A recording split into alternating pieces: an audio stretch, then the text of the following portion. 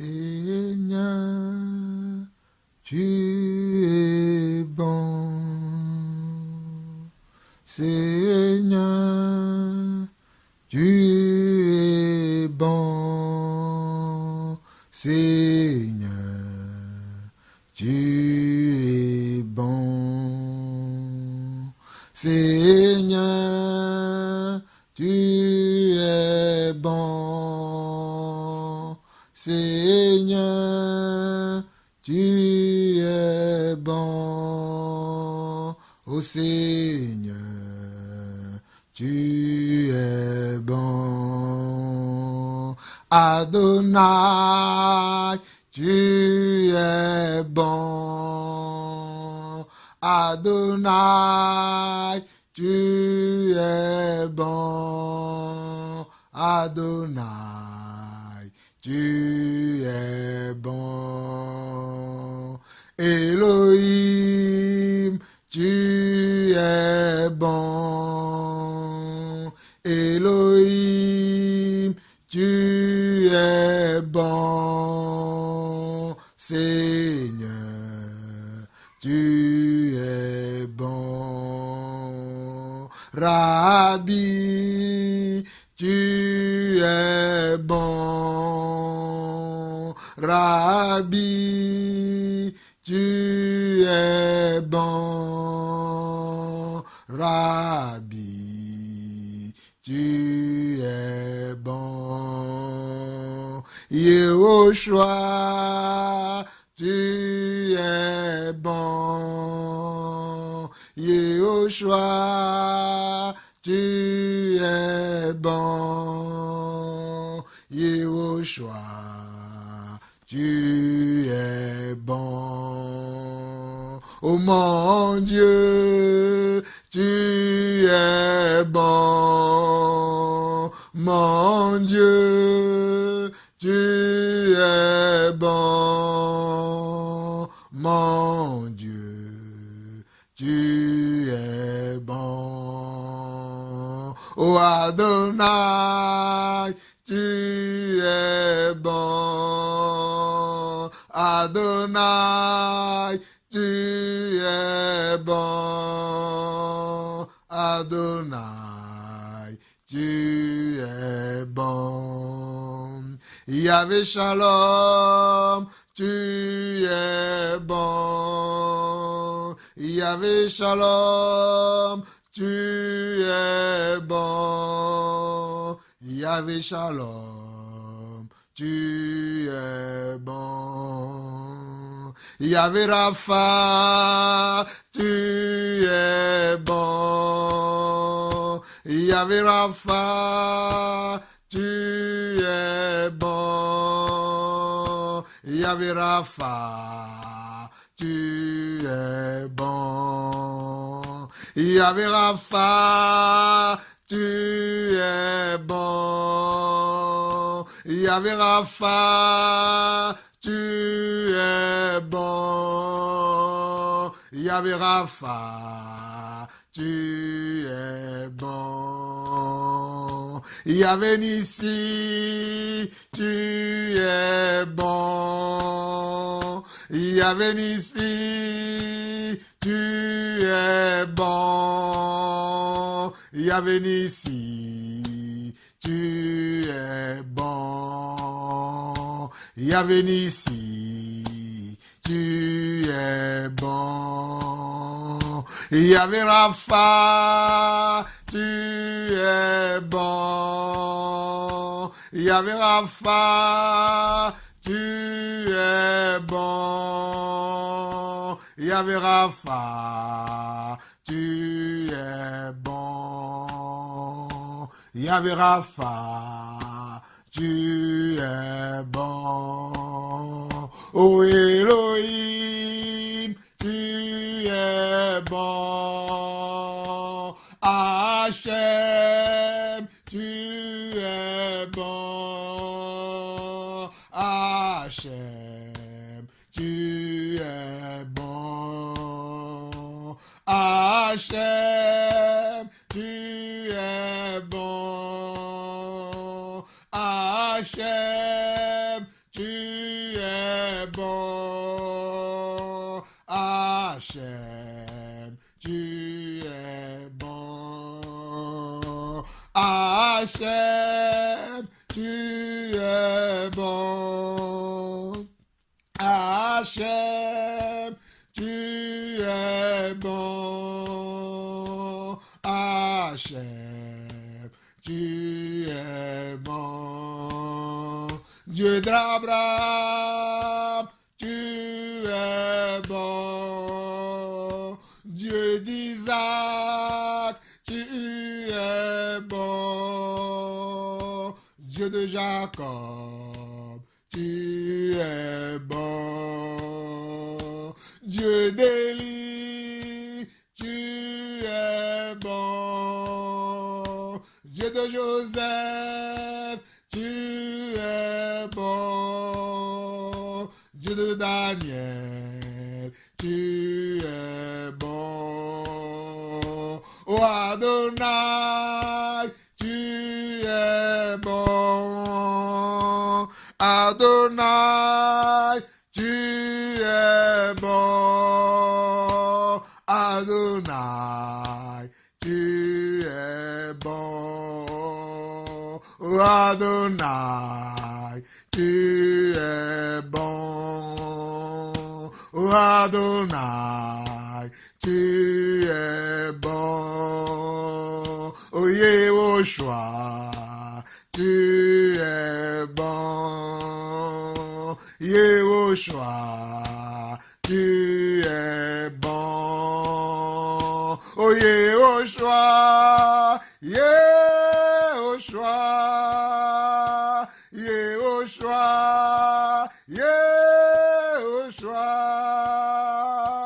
tu es bon, tu es bon. Yehoshua, tu es bon.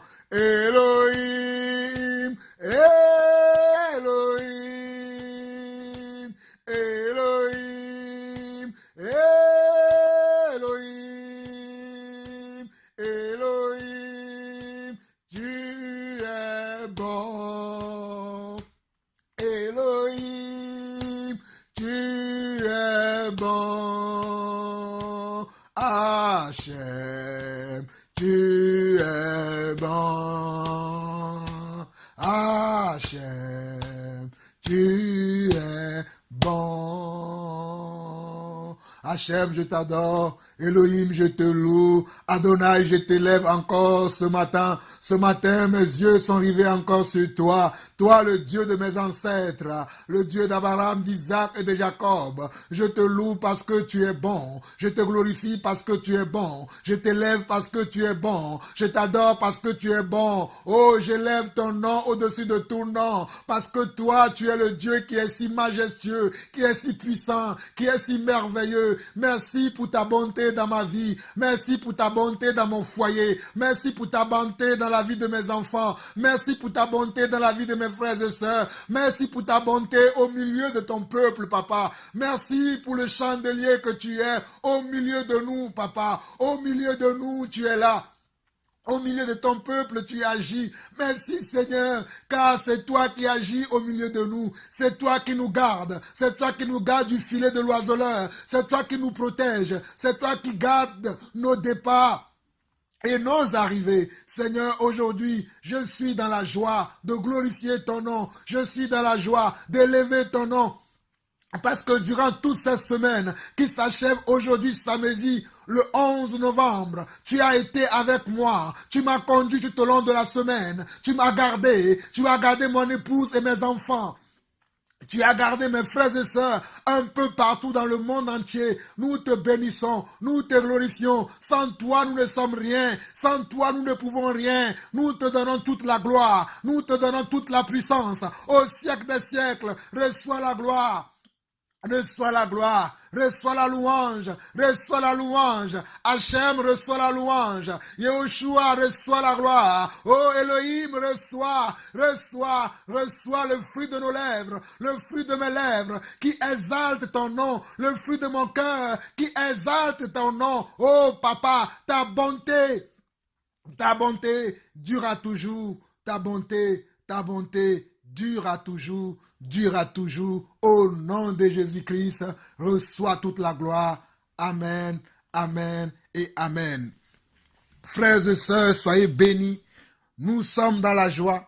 Je suis dans la joie encore aujourd'hui d'être encore avec vous parce que le Seigneur nous a protégés, le Seigneur nous a gardés, le Seigneur nous a fait grâce tout au long de cette semaine. Il nous a protégés parce que selon le Seigneur, la semaine commence le dimanche et s'achève le samedi.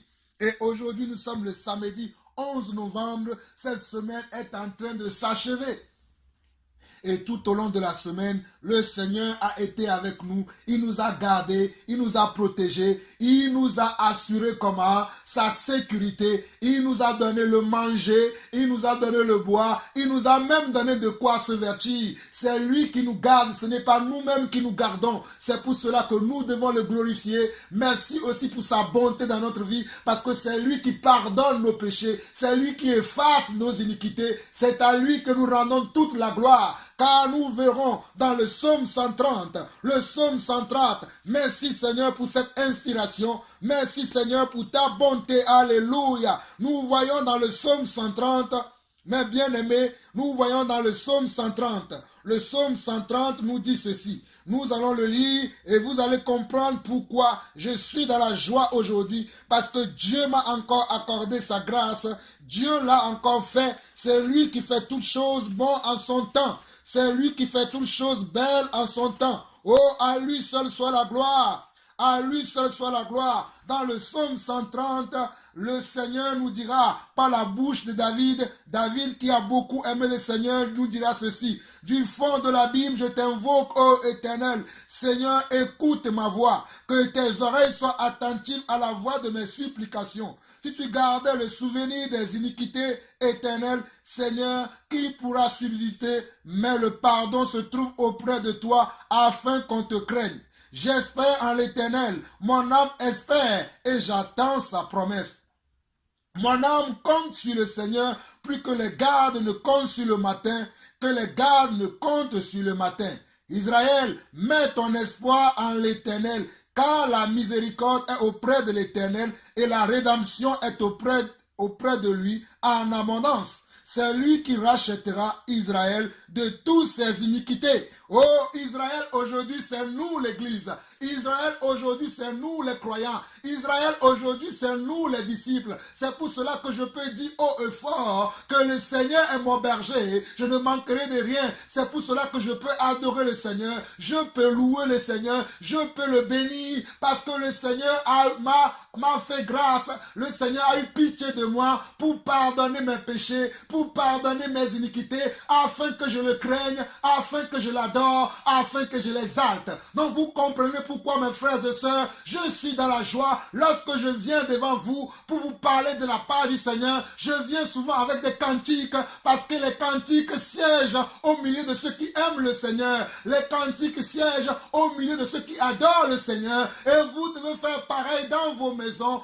Adorer le Seigneur avec votre cœur, avec votre bouche, avec votre esprit. Chantez des cantiques nouveaux. Chantez des cantiques nouveaux. Élevez vos voix vers le ciel. Levez vos mains vers le ciel et adorez le Seigneur. Adorez le Seigneur qui est assis sur son trône de gloire, qui est assis sur son trône puissant, qui dit et la chose arrive, qui ordonne et elles existent. Le Dieu de nos ancêtres, le Dieu d'Abraham, d'Isaac et de Jacob, le grand je suis, celui qui dit et la chose arrive, celui qui ordonne et elles existent. C'est notre Dieu, c'est notre Seigneur. Glorifiez-le à tout jamais, élevez-le à tout jamais, chantez son nom, exaltez son nom à tout jamais et que toute la gloire lui soit rendue.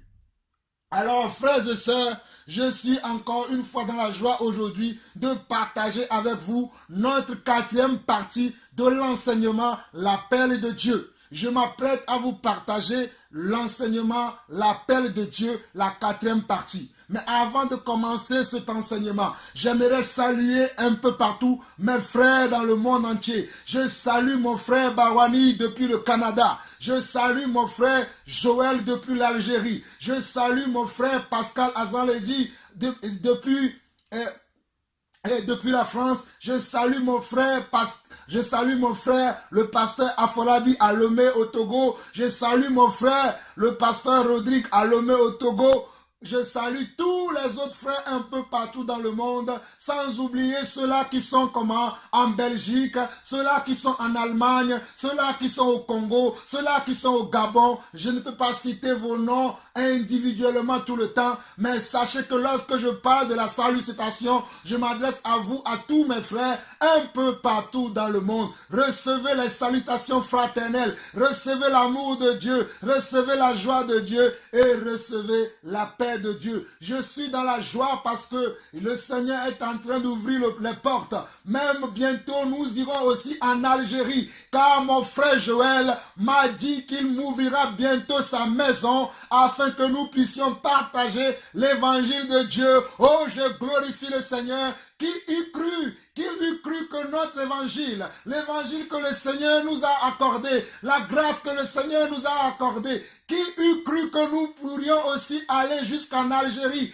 car l'Algérie aussi nous suit. Nous bénissons le Seigneur pour son œuvre, nous glorifions le Seigneur pour son œuvre, et nous attendons encore de voir beaucoup d'autres nations être conquis, être sauvés par la grâce de notre Seigneur. Alors que la grâce et l'amour du Seigneur soit avec chacun d'entre vous, un peu partout dans le monde. Vous qui nous suivez au Canada, aux États-Unis, en Algérie, au Congo, au Gabon, en Belgique, en Allemagne, en Lituanie, à Londres, un peu partout dans le monde. Nous vous saluons de la part de notre Seigneur Jésus-Christ.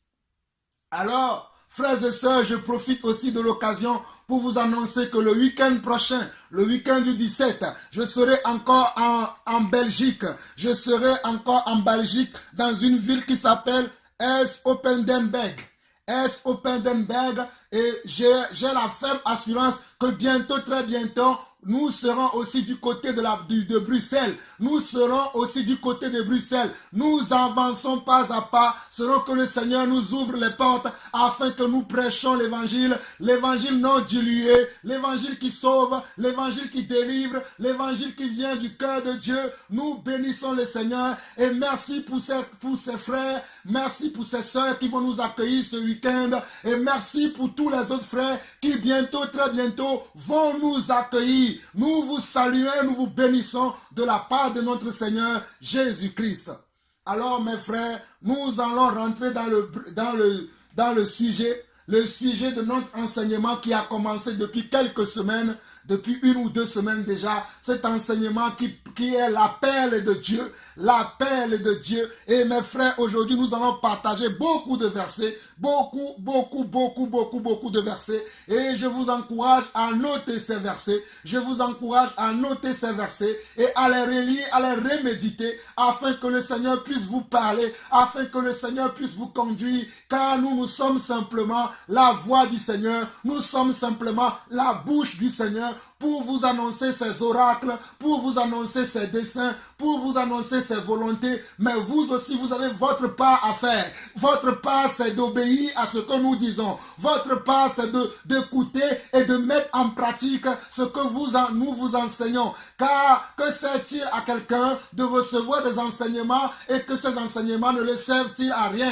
Donc, quand nous vous enseignons, mettez en pratique nos enseignements et vous verrez la gloire de Dieu comme nous-mêmes, nous voyons la gloire de Dieu quotidiennement dans notre vie. Alors, mes frères et sœurs, notez bien tous les versets du jour, car nous sommes dans la 4e partie de notre enseignement. Que la gloire soit avec vous. Nous continuons, nous sommes toujours dans l'enseignement sur l'appel de Dieu.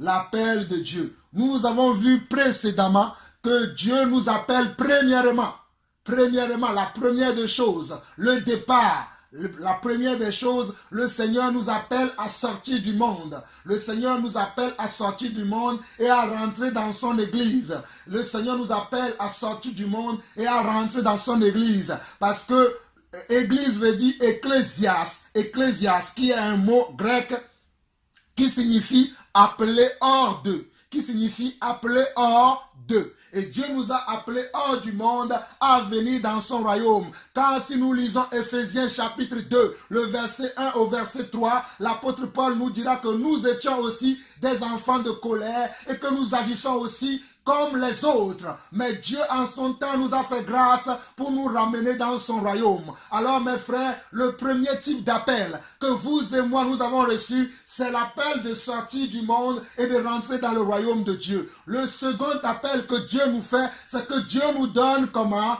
un talent ou Dieu nous donne comment un don. Dieu nous donne comment un talent ou un don afin que nous servions comment dans son royaume. Dieu nous appelle maintenant, le deuxième appel que Dieu nous donne lorsque nous rentrons dans son royaume. Dieu nous appelle maintenant à le servir. Dieu nous appelle maintenant comment? À le servir. Dieu nous appelle à sortir du monde qui est le premier type d'appel. Et le deuxième appel, c'est Dieu nous appelle comment? À le servir. Vous qui ne m'avez pas suivi dès le départ, je vous encourage à suivre toutes les versions de cet enseignement, de la première partie jusqu'à ce que le Seigneur nous arrêtera sur cet enseignement. Parce qu'aujourd'hui, c'est la 4e partie. Je sais que le Seigneur me conduira encore à avancer dans cet enseignement, mais vous devez suivre chaque série de cet enseignement, car vous allez être comment restauré, vous allez être comment bâti dans le fondement des apôtres et des prophètes. Vous allez comment? Vous allez être délivré de tout ensorcellement, de tout envoûtement, de tout faux enseignement, et vous allez recevoir comment? La grâce de Dieu. Vous n'allez pas être emporté à tout vent de doctrine, mais vous allez vous asseoir dans la doctrine des apôtres et des prophètes. Alors que la paix de Dieu vous soit multipliée. Alors pour commencer aujourd'hui, nous allons voir Exode. Nous irons tout droit dans Exode chapitre 18. Exode chapitre 18. Exode chapitre 18. Merci Seigneur. Nous bénissons le Seigneur pour son œuvre. Exode chapitre 18. Je lis la parole de Dieu. Jéthro, sacrificateur de Madian, beau-père de Moïse, apprit tout ce que Dieu avait fait en faveur de Moïse et Israël, son peuple. Il apprit que l'Éternel avait fait sortir d'Israël d'Égypte. Il avait appris que l'Éternel avait fait sortir Israël d'Égypte. Jéthro, beau-père de Moïse, prit Séphora, femme de Moïse, qui avait été renvoyée. Il prit aussi les 2 fils de Séphora. L'un se nommait Gershom, car Moïse avait dit, j'habite un pays étranger. L'autre se nommait Eliezer, car il avait dit, le Dieu de mon père m'a secouru. Il m'a délivré de l'épée de Pharaon. Jéthro, beau-père de Moïse, avec les fils et la femme de Moïse, vint au désert où il campait à la montagne de Dieu. Regardez, Jéthro, le beau-père de Moïse, va prendre son épouse et va prendre aussi ses 2 enfants pour aller à la rencontre de Moïse. Nous continuons. Verset 6. Il fit dire à Moïse, Moïse, ton beau-père Jéthro, je viens vers toi avec ta femme et ses 2 fils. Moïse sortit au-devant de son beau-père et il se prosterna et il le baisa. Ils s'informèrent réciproquement de leur santé et ils entrèrent dans la tente de Moïse. Moïse raconta à son beau-père tout ce que l'Éternel avait fait à Pharaon et à l'Égypte à cause d'Israël, toutes les souffrances qui leur étaient survenues en chemin et comment l'Éternel les avait délivrés. Jéthro se réjouit de tout le bien que l'Éternel avait fait à Israël, de ce qu'il l'avait délivré de la main des Égyptiens. Et Jéthro dit, béni soit l'Éternel qui vous a délivré de la main des Égyptiens et de la main de Pharaon, qui a délivré le peuple de la main des Égyptiens. Je reconnais maintenant que l'Éternel est plus grand que tous les dieux, car la méchanceté des Égyptiens est retombée sur eux. Mes frères, voyez-vous que lorsque Dieu marche avec quelqu'un, lorsque Dieu fait sa volonté dans la vie d'un homme, cela va être visible et même les gens vont témoigner. Jéthro a entendu ce que le Dieu de Moïse a fait au peuple d'Égypte. Jéthro a entendu ce que le Dieu d'Israël a fait en Égypte et Jéthro vient témoigner à Moïse ce que ses oreilles ont entendu, ce que ses oreilles ont entendu et ce que ses yeux ont vu. C'est pour cela que la Bible nous dira dans le livre de Corinthiens que ce que nos oreilles n'ont pas entendu, c'est ce que nos yeux n'ont pas vu, c'est ce que Dieu a préparé comment pour ceux qui l'aiment. Nous arrivons au verset 12. Jéthro, beau-père de Moïse, offrit à Dieu un holocauste et des sacrifices. Aaron et tous les anciens d'Israël vinrent participer au repas avec le beau-père de Moïse en présence de Dieu.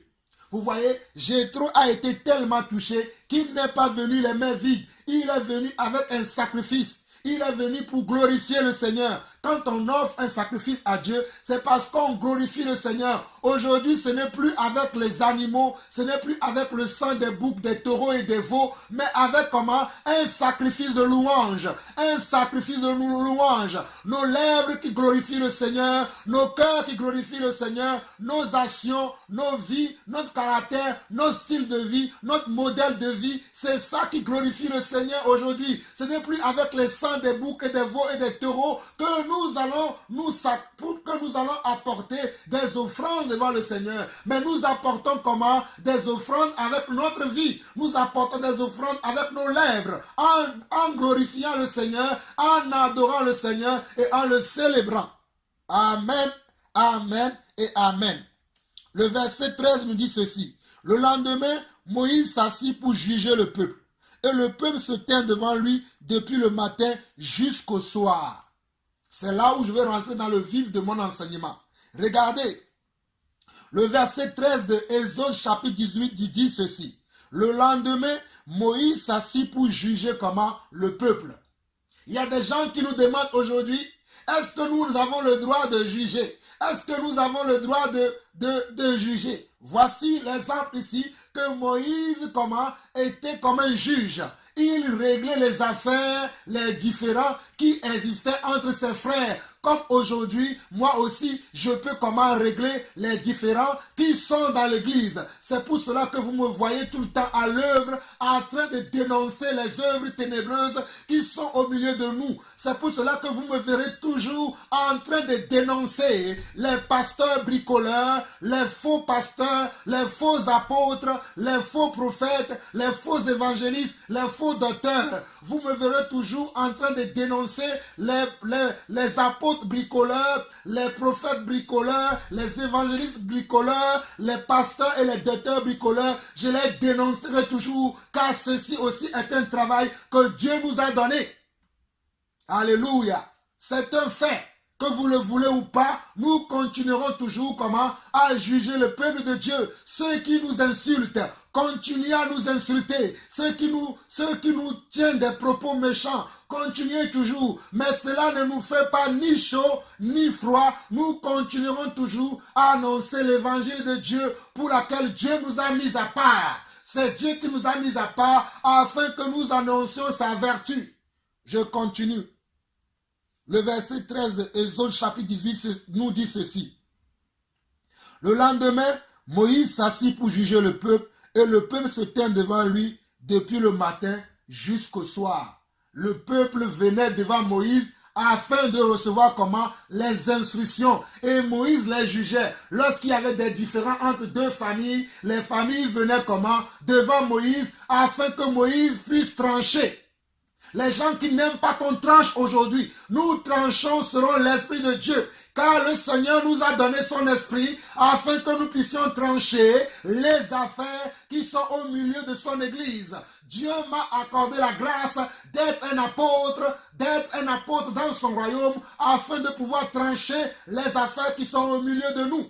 Voici la preuve. Moïse a été mon prédécesseur en jouant ce rôle et aujourd'hui moi aussi je joue ce rôle, non pas moi tout seul, mais à tous ceux-là à qui Dieu a accordé les dons des 5 ministères. Les gens qui ont reçu les dons ministériels, à savoir apôtres, prophètes, évangélistes, pasteurs et docteurs.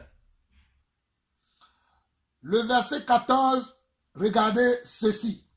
Le beau-père de Moïse vit tout ce qu'il faisait pour le peuple et il dit, que fais-tu là avec ce peuple? Pourquoi sièges-tu seul et tout le peuple se tient-il devant toi depuis le matin jusqu'au soir? Moïse était en train de servir Dieu comment? Dans son appel. Nous sommes dans l'appel de Dieu. Nous parlons de l'appel de Dieu et vous savez comment Dieu a appelé Moïse. Vous qui n'avez pas suivi la première partie, allez suivre la première partie de cet enseignement afin que le puzzle soit construit. Parce que si vous ne suivez pas dès le départ cet enseignement, vous pouvez vous perdre. Mais néanmoins, si vous avez l'Esprit de Dieu, vous comprendrez, même si vous n'avez pas suivi les premières parties de cet enseignement, l'appel de Dieu. Alors le beau-père de Moïse va voir que Moïse est en train de souffrir dans son appel. Comme aujourd'hui je souffre dans mon appel, comme mes frères qui sont appelés aux 5 ministères aussi, et tous les autres personnes qui sont appelées à servir Dieu, qui souffrent à cause de comment? À cause de leur appel. Vous ne pouvez pas imaginer quelles sont mes souffrances dans le Seigneur, quels sont mes combats. Je combats nuit et jour pour l'évangile. Je combats nuit et jour, 7 jours sur 7 pour l'évangile. Et regardez ce que le beau-père de Moïse, Jéthro, va dire ici. Le beau-père, nous sommes au verset 14. Le beau-père de Moïse vit tout ce qu'il faisait pour le peuple et il dit, que fais-tu là avec ce peuple? Pourquoi sièges-tu seul et tout le peuple se tient-il devant toi depuis le matin jusqu'au soir? Moïse répondit à son beau-père, c'est que le peuple vient à moi pour consulter Dieu. Quand ils ont quelques affaires, ils viennent à moi, je prononce entre eux et je fais connaître les ordonnances de Dieu et ses lois. Le beau-père de Moïse lui dit, ce que tu fais n'est pas bien. Le beau-père de Moïse lui dit, ce que tu fais n'est pas bien.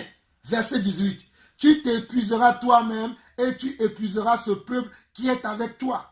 Car la chose est au-dessus de tes forces. Tu ne pourras pas y suffire seul.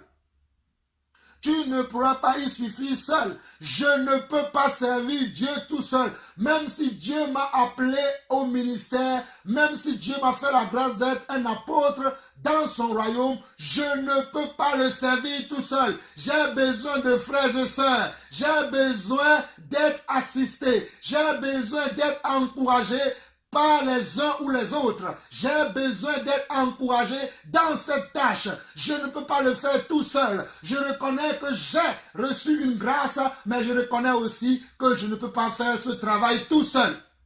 C'est un appel que je lance à toutes personnes qui voudraient bien nous aider, non pas de sa manière, mais de la manière de Dieu.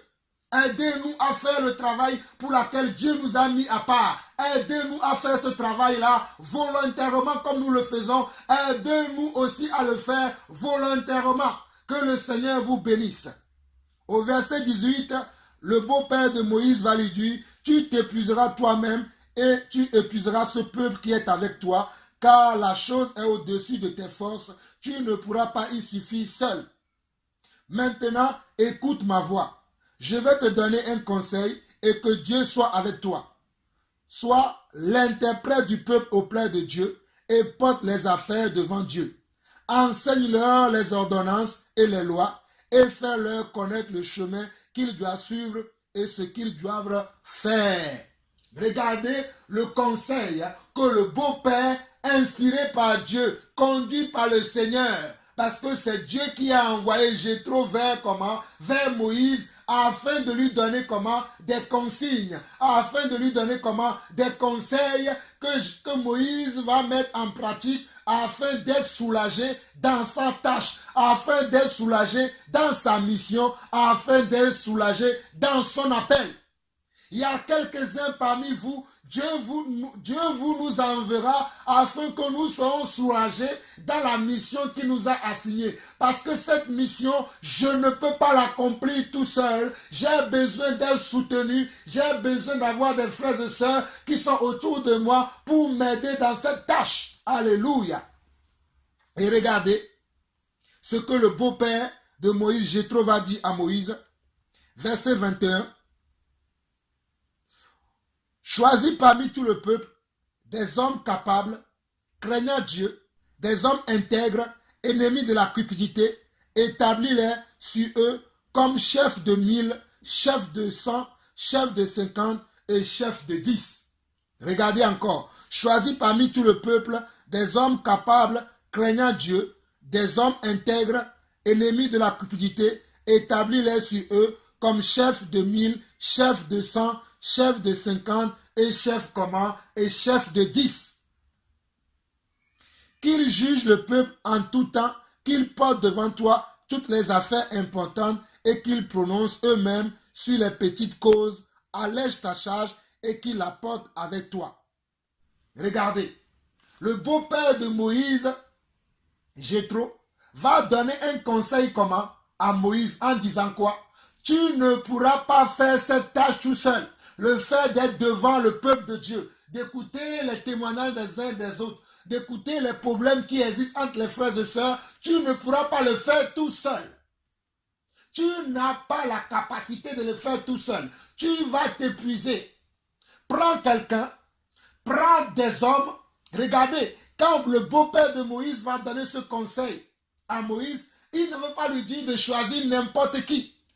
Parce que j'ai vu des frères, au lieu de choisir les personnes qualifiées pour les aider dans le ministère, ils vont choisir les gens de leur pays.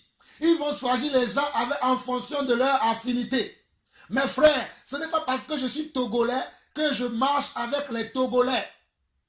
Que les gens qui me conseillent sont des Togolais. Que les gens qui m'aident dans la tâche sont des Togolais. Je choisis les gens en fonction de comment? En fonction de la grâce de Dieu dans leur vie, en fonction de leur cœur, en fonction de l'amour de Dieu, en fonction de comment? De l'Esprit de Dieu dans leur vie. Comment ces personnes sont sages. J'ai vu beaucoup de gens choisir des gens pour les aider dans l'œuvre de Dieu en fonction de leur nationalité. Ainsi, nous voyons les Congolais avec les Congolais, les Ivoiriens avec les Ivoiriens, les Camerounais avec les Camerounais, les Togolais avec les Togolais, les Français avec les Français, les Allemands avec les Allemands, les Belges avec les Belges. Non, et non, et non. Dans le royaume de Dieu, nous n'avons plus de nationalité. Notre nationalité est maintenant comment? Est céleste.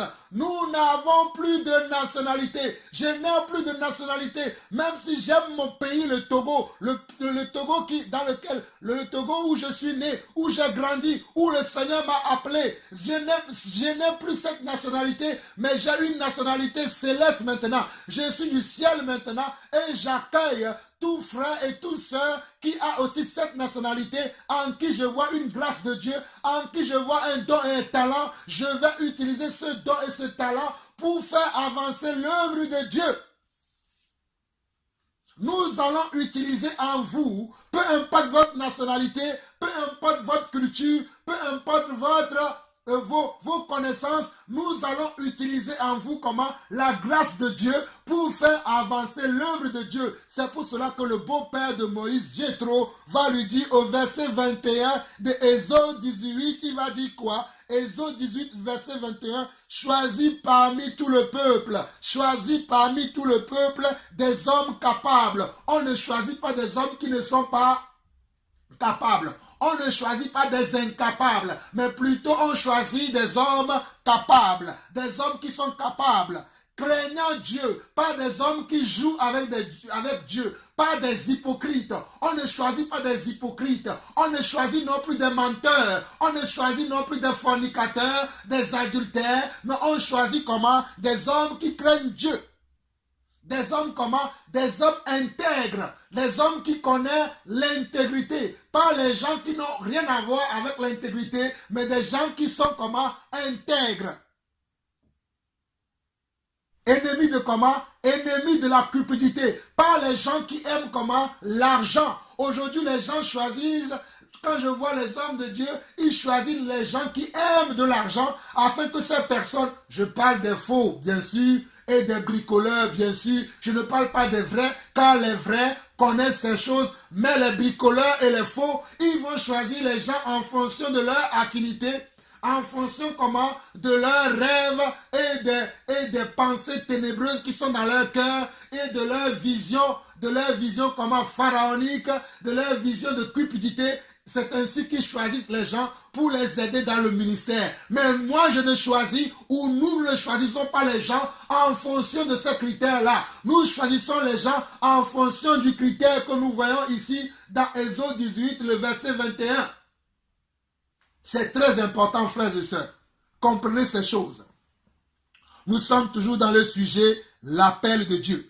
Et regardons ce que la Bible dit. Il dit, établis-les sur eux comme chef de 1000, chef de 100, chef de 50 et chef de 10.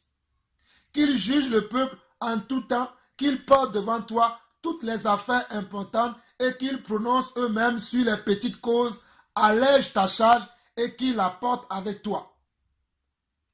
Si tu fais cela et que Dieu te donne des ordres, tu pourras y suffire et tout ce peuple parviendra heureusement à sa destination.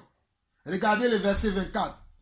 Moïse écouta la voix de son beau-père et il fit tout ce qu'il avait dit. Moïse choisit des hommes capables parmi tout Israël et il les établit chefs du peuple, chefs de 1000, chefs de 100, chefs de 50 et chefs de 10. Ils jugeaient le peuple en tout temps. Ils portaient devant Moïse les affaires difficiles et ils prononçaient eux-mêmes sur toutes les petites causes. Moïse laissa partir son beau-père et Jéthro s'en alla dans son pays. Vous voyez, Moïse a écouté comment la voix de son beau-père. Il a suivi le conseil que son beau-père lui a donné. Il n'a pas mis de côté le conseil de son beau-père. Il a mis en pratique, il a suivi ce conseil-là parce que c'est un conseil qui vient de Dieu. Vous pouvez nous conseiller et si nous remarquons que votre conseil ne vient pas de Dieu, nous ne le mettrons pas en pratique. Nous mettrons en pratique seulement les conseils qui viennent de Dieu.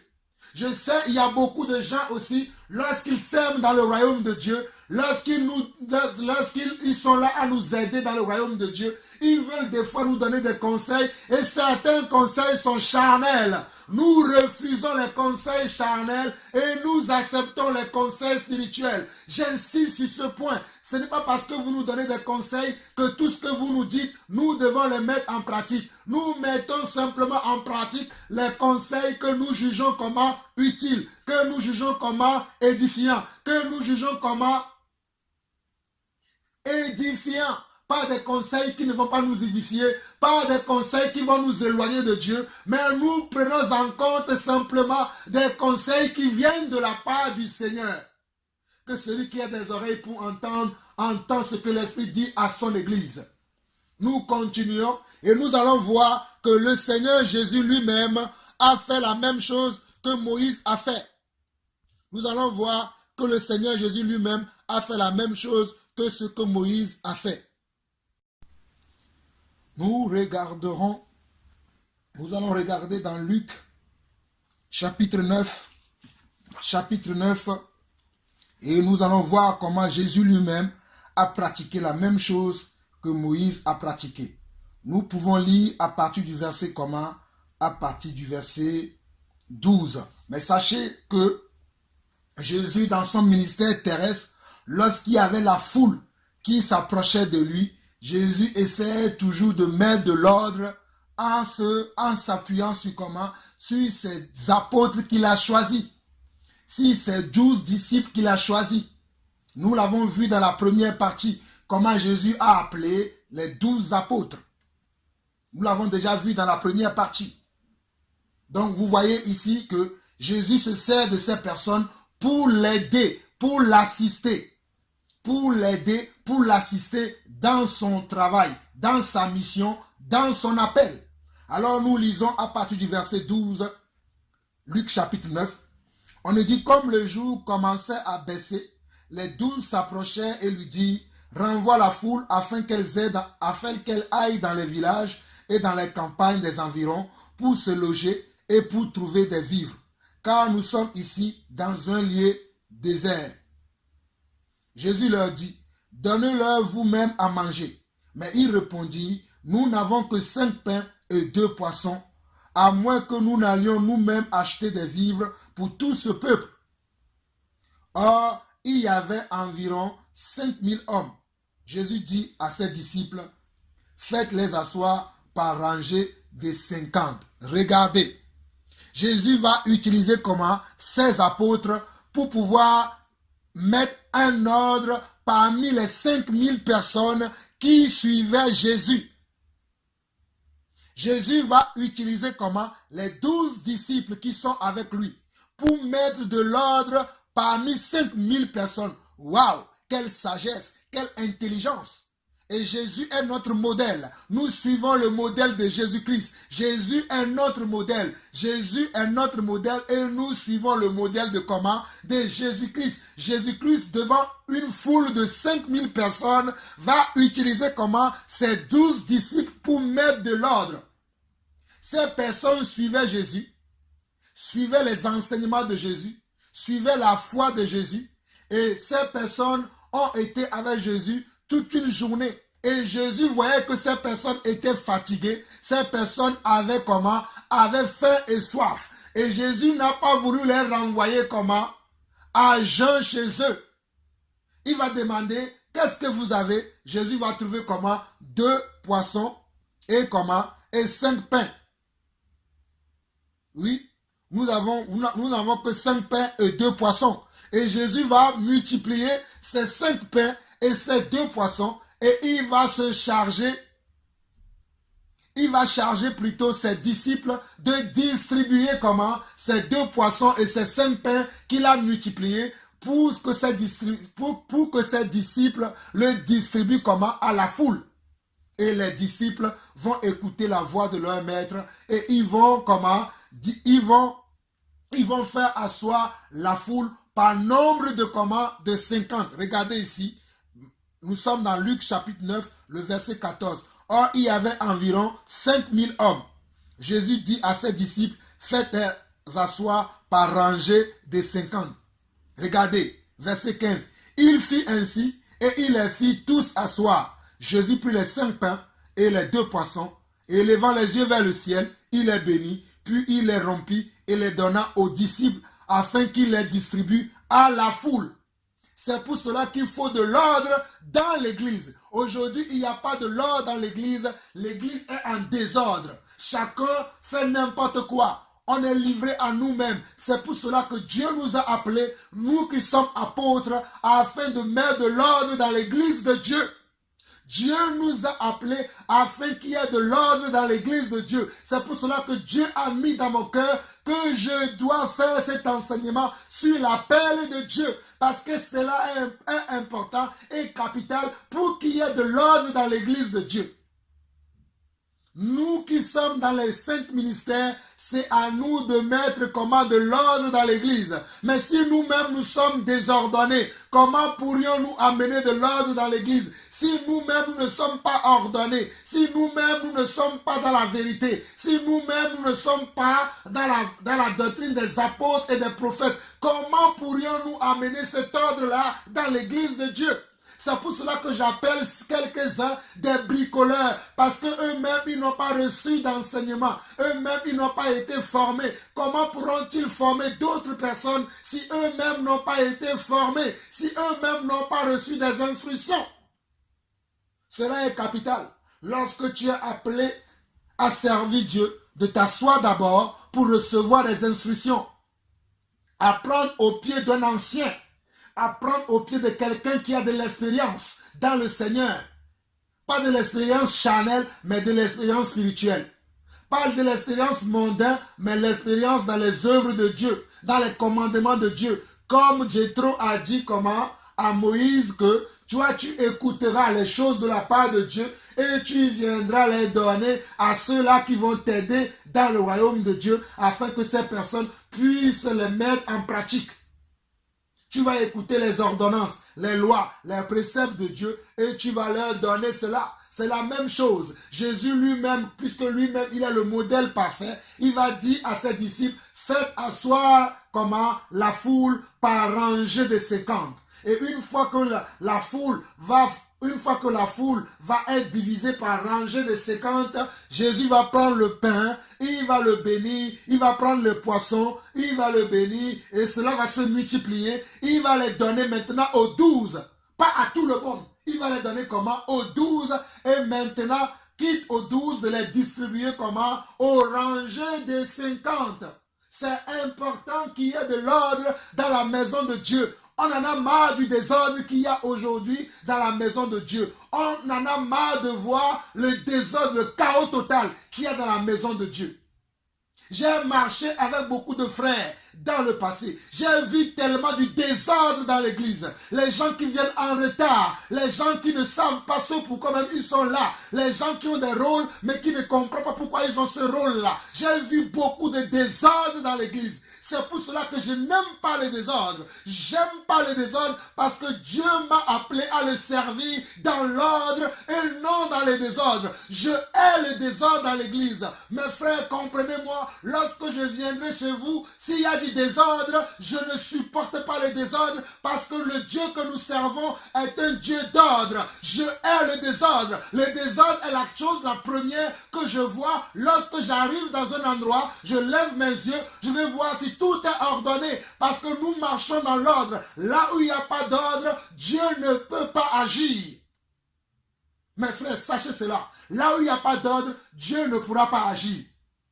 Là où il n'y a pas d'ordre, Dieu ne pourra pas agir. Je vous le dis encore. Là où il n'y a pas d'ordre, la puissance de Dieu ne se manifestera pas. La main de Dieu ne se manifestera pas. Mais là où il y a de l'ordre, vous allez voir, Dieu agit et il agira encore. Regardez, nous continuons. Allons dans Actes chapitre 6. Actes chapitre 6. Vous allez voir que ce que je suis en train de vous dire, je ne suis pas en train de vous raconter des histoires, mais ce sont des vécus. Ça fait au moins 14 ans aujourd'hui que je sers le Seigneur et j'ai vu beaucoup de choses. J'ai vu beaucoup de choses dans le Seigneur. J'ai vu plein de choses. Et je ne peux pas continuer à servir Dieu dans la médiocrité. Et je vous enseigne, mes frères et sœurs, je vous encourage, ne continuez pas à servir Dieu dans la médiocrité. Servez Dieu dans l'excellence. Servez Dieu dans l'excellence en étant organisé, rigoureux et intègre dans vos voies. Soyez rigoureux, soyez organisés, soyez ponctuels. Une des choses que je vois dans le corps du Christ, il n'y a pas de la ponctualité. Les gens sont devant Dieu, leur portable allumé. Ils sont là en train d'écouter Dieu, on entend les portables qui sonnent. Ce n'est pas normal ce genre de choses dans l'église de Dieu. Il y a là tellement beaucoup de choses que je peux dire. Mais je cite ces quelques exemples pour vous faire comprendre que dans le royaume de Dieu, il faut qu'il y ait de l'ordre, pas du désordre. Là où il y a le désordre, c'est là où Satan agit. Mais là où il y a de l'ordre, Dieu agit. Oh mes frères, si vous pouvez comprendre ces réalités du royaume de Dieu, là où il y a le désordre, c'est Satan qui agit. Mais là où il y a de l'ordre, Dieu agit. C'est très important. Quoique, il y a des endroits où il y a de l'ordre, mais Dieu n'y est pas parce que ce sont des pasteurs, bricoleurs, des faux apôtres qui sont là-bas. Mais ils ont compris quand même l'ordre. Mais néanmoins, il n'y a pas Dieu. Nous sommes dans Actes chapitre 6 maintenant. Nous allons voir ce que les apôtres aussi ont fait. En ce temps-là, le nombre des disciples augmentant, les hellénistes murmuraient contre les Hébreux parce que leurs veuves étaient négligées dans la distribution qui se faisait chaque jour. Regardez, lorsque le royaume de Dieu grandit, lorsque le peuple de Dieu sur terre grandit, il faut qu'il y ait de l'ordre. Il faut qu'il y ait de l'ordre. Parce que ici, nous allons voir que quand le royaume de Dieu, l'église, quand l'église a démarré avec les apôtres et que l'église a commencé à grandir, les apôtres ont manqué de sagesse, ils ont manqué d'organisation. Mais entre-temps, ils se sont remis en cause pour voir, nous avons des problèmes. Pourquoi? Un serviteur de Dieu doit s'asseoir pour voir pourquoi il y a des problèmes dans son église, pourquoi il y a des problèmes dans son ministère. Il faut s'asseoir des fois pour écouter Dieu, pour voir qu'est-ce qui ne va pas. Regardez ici, nous sommes dans Actes chapitre 6. En ce temps-là, le nombre des disciples augmentant, les hellénistes murmuraient contre les Hébreux parce que leurs veuves étaient négligées dans la distribution qui se faisait chaque jour. Regardez. Parce que leurs veuves étaient négligées dans la distribution qui se faisait chaque jour. Parce que dans l'église primitive, ce n'est pas ce que nous voyons aujourd'hui, où les pasteurs sont là à recevoir des offrandes à longueur de journée, mais ils ne distribuent jamais. Mais dans l'église primitive, lorsque les apôtres recevaient les dons, que ce soit les dons matériels, que ce soit les dons financiers, ils redistribuaient cela dans l'église afin qu'il y ait comment? Afin qu'il y ait une égalité de vie. Aujourd'hui, il y a des gens qui sont dans l'église, qui ont leur compte bourré d'argent. Et il y a d'autres personnes dans l'église qui manquent leur nourriture quotidienne et ils vont dire qu'ils adorent Dieu. Quel est le Dieu que vous adorez? Beaucoup de frères peuvent vous témoigner cela. Je n'aime pas voir les frères et sœurs dans le besoin. Si j'ai la capacité de pourvoir à leurs besoins, je pourvois à leurs besoins. Je ne peux pas leur dire simplement Dieu est bon, Dieu est grand et laisser ces frères là dans les besoins ou leur dire allez prier, le Seigneur va vous exaucer. Non, nous venons, nous prions, mais nous pourvoyons aussi, que ce soit des besoins matériels, que ce soit des besoins financiers, que ce soit des besoins spirituels. Nous pourvoyons parce que cela est la volonté de Dieu. Nous ne recevons pas simplement les dons pour nous, mais quand nous recevons les dons, c'est pour que ces dons puissent nous aider à faire le travail de Dieu. Que celui qui a des oreilles pour entendre, entende. Nous continuons. Le verset 2. Les 12 convoquèrent la multitude des disciples et dirent, il n'est pas convenable que nous laissions la parole de Dieu pour servir aux tables. Il n'est pas convenable que nous laissions comment? La parole qui est le plus important. La parole qui va être le socle. La parole qui va être la base. L'enseignement qui va être la base. Il n'est pas convenable que nous les laissions et que nous soyons à table comment? Pour être là à distribuer de la nourriture.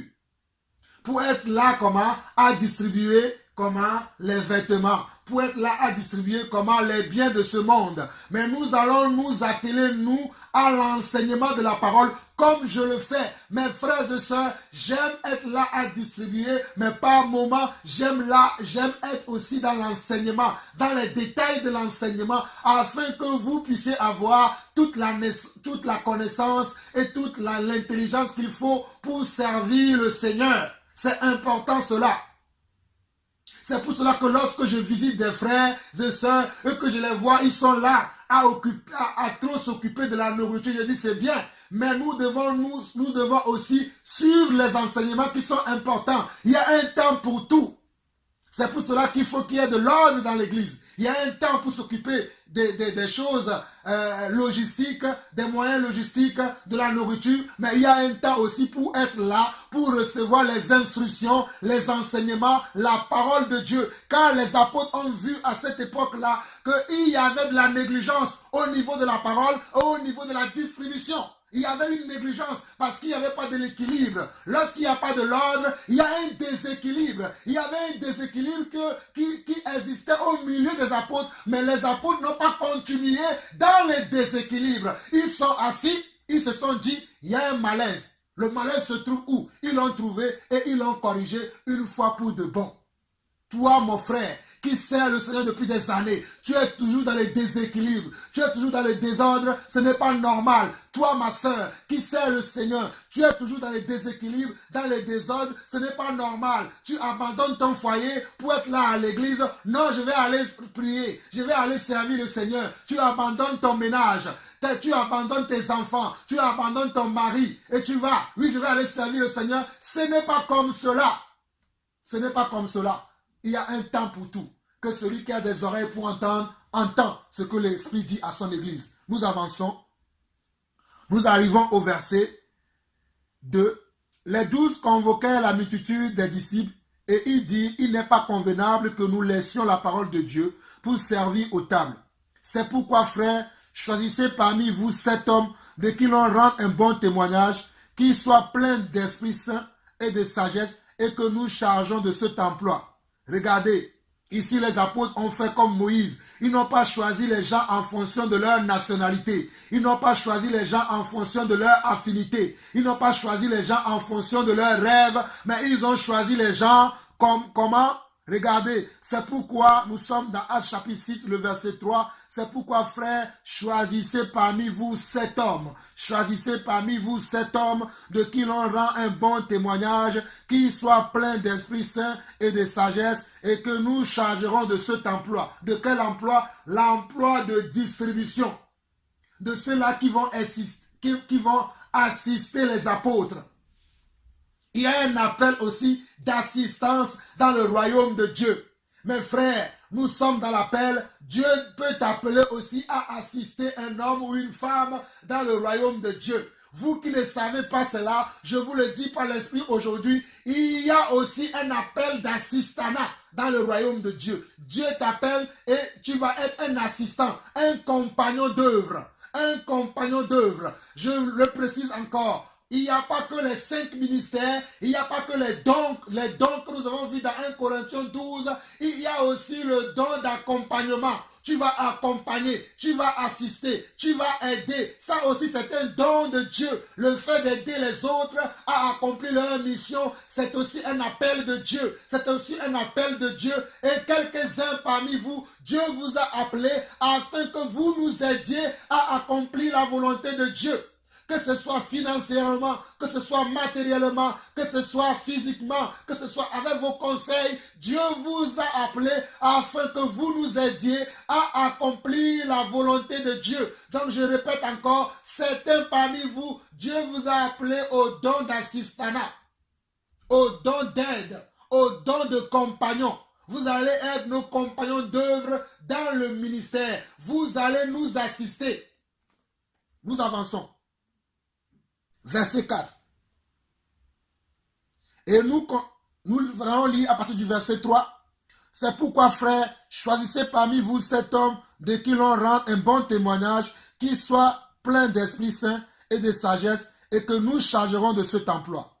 Et nous continuerons à nous appliquer à la prière et au ministère de la parole. Cette proposition plut à toute l'assemblée. Il élut Étienne, homme plein de foi et d'Esprit Saint, Philippe, Proconor, Nicanor, Timon, Parména et Nicolas, prosélyte d'Antioche. Il les présentait aux apôtres qui, après avoir prié, leur imposèrent les mains. Regardez, les apôtres ont fait la proposition à toute l'église afin que l'église choisisse 7 hommes qui vont s'occuper uniquement, eux, ils vont avoir une tâche spécifique. Et cette tâche est de comment? De distribuer la nourriture, de distribuer les biens matériels, les vêtements, les habits, de s'occuper de ce qui est de la logistique et de ce qui est comment? De la nourriture. Comme ça, les apôtres, eux, ils vont s'occuper des choses comment? Spirituelles, ce qui est de l'enseignement, de l'encadrement, ce qui est de comment? De l'exhortation, ce qui est de comment? De l'encouragement que ces apôtres vont apporter par le Saint-Esprit, par le Seigneur lui-même. Vous comprenez cela? Les apôtres vont choisir comment? Des hommes qui vont être là, non pas être là aussi pour enseigner, mais eux, leur rôle sera uniquement de distribuer de la nourriture, de distribuer des vêtements, de veiller à ce que tout se déroule bien dans l'église, dans nos assemblées, dans nos communions fraternelles. Il doit y avoir des hommes qui sont là pour que les choses y aillent bien. Comme dans notre assemblée ici en France, mon épouse a un rôle, elle s'occupe des enfants. Elle est là à s'occuper des enfants. Lorsque nous sommes là en réunion d'assemblée, mon épouse est là à s'occuper de tous les enfants de nos frères et sœurs. Elle s'occupe de nos propres enfants et aussi de tous les enfants des autres frères. C'est ça son rôle dans l'église.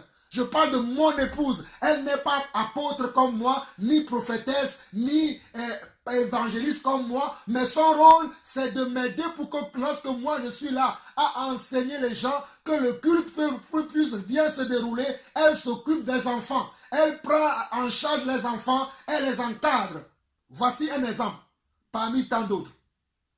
Et ici, on a vu quoi? Que les apôtres ont choisi 7 hommes qui vont se charger de comment? De distribuer comment? La nourriture. De distribuer quoi?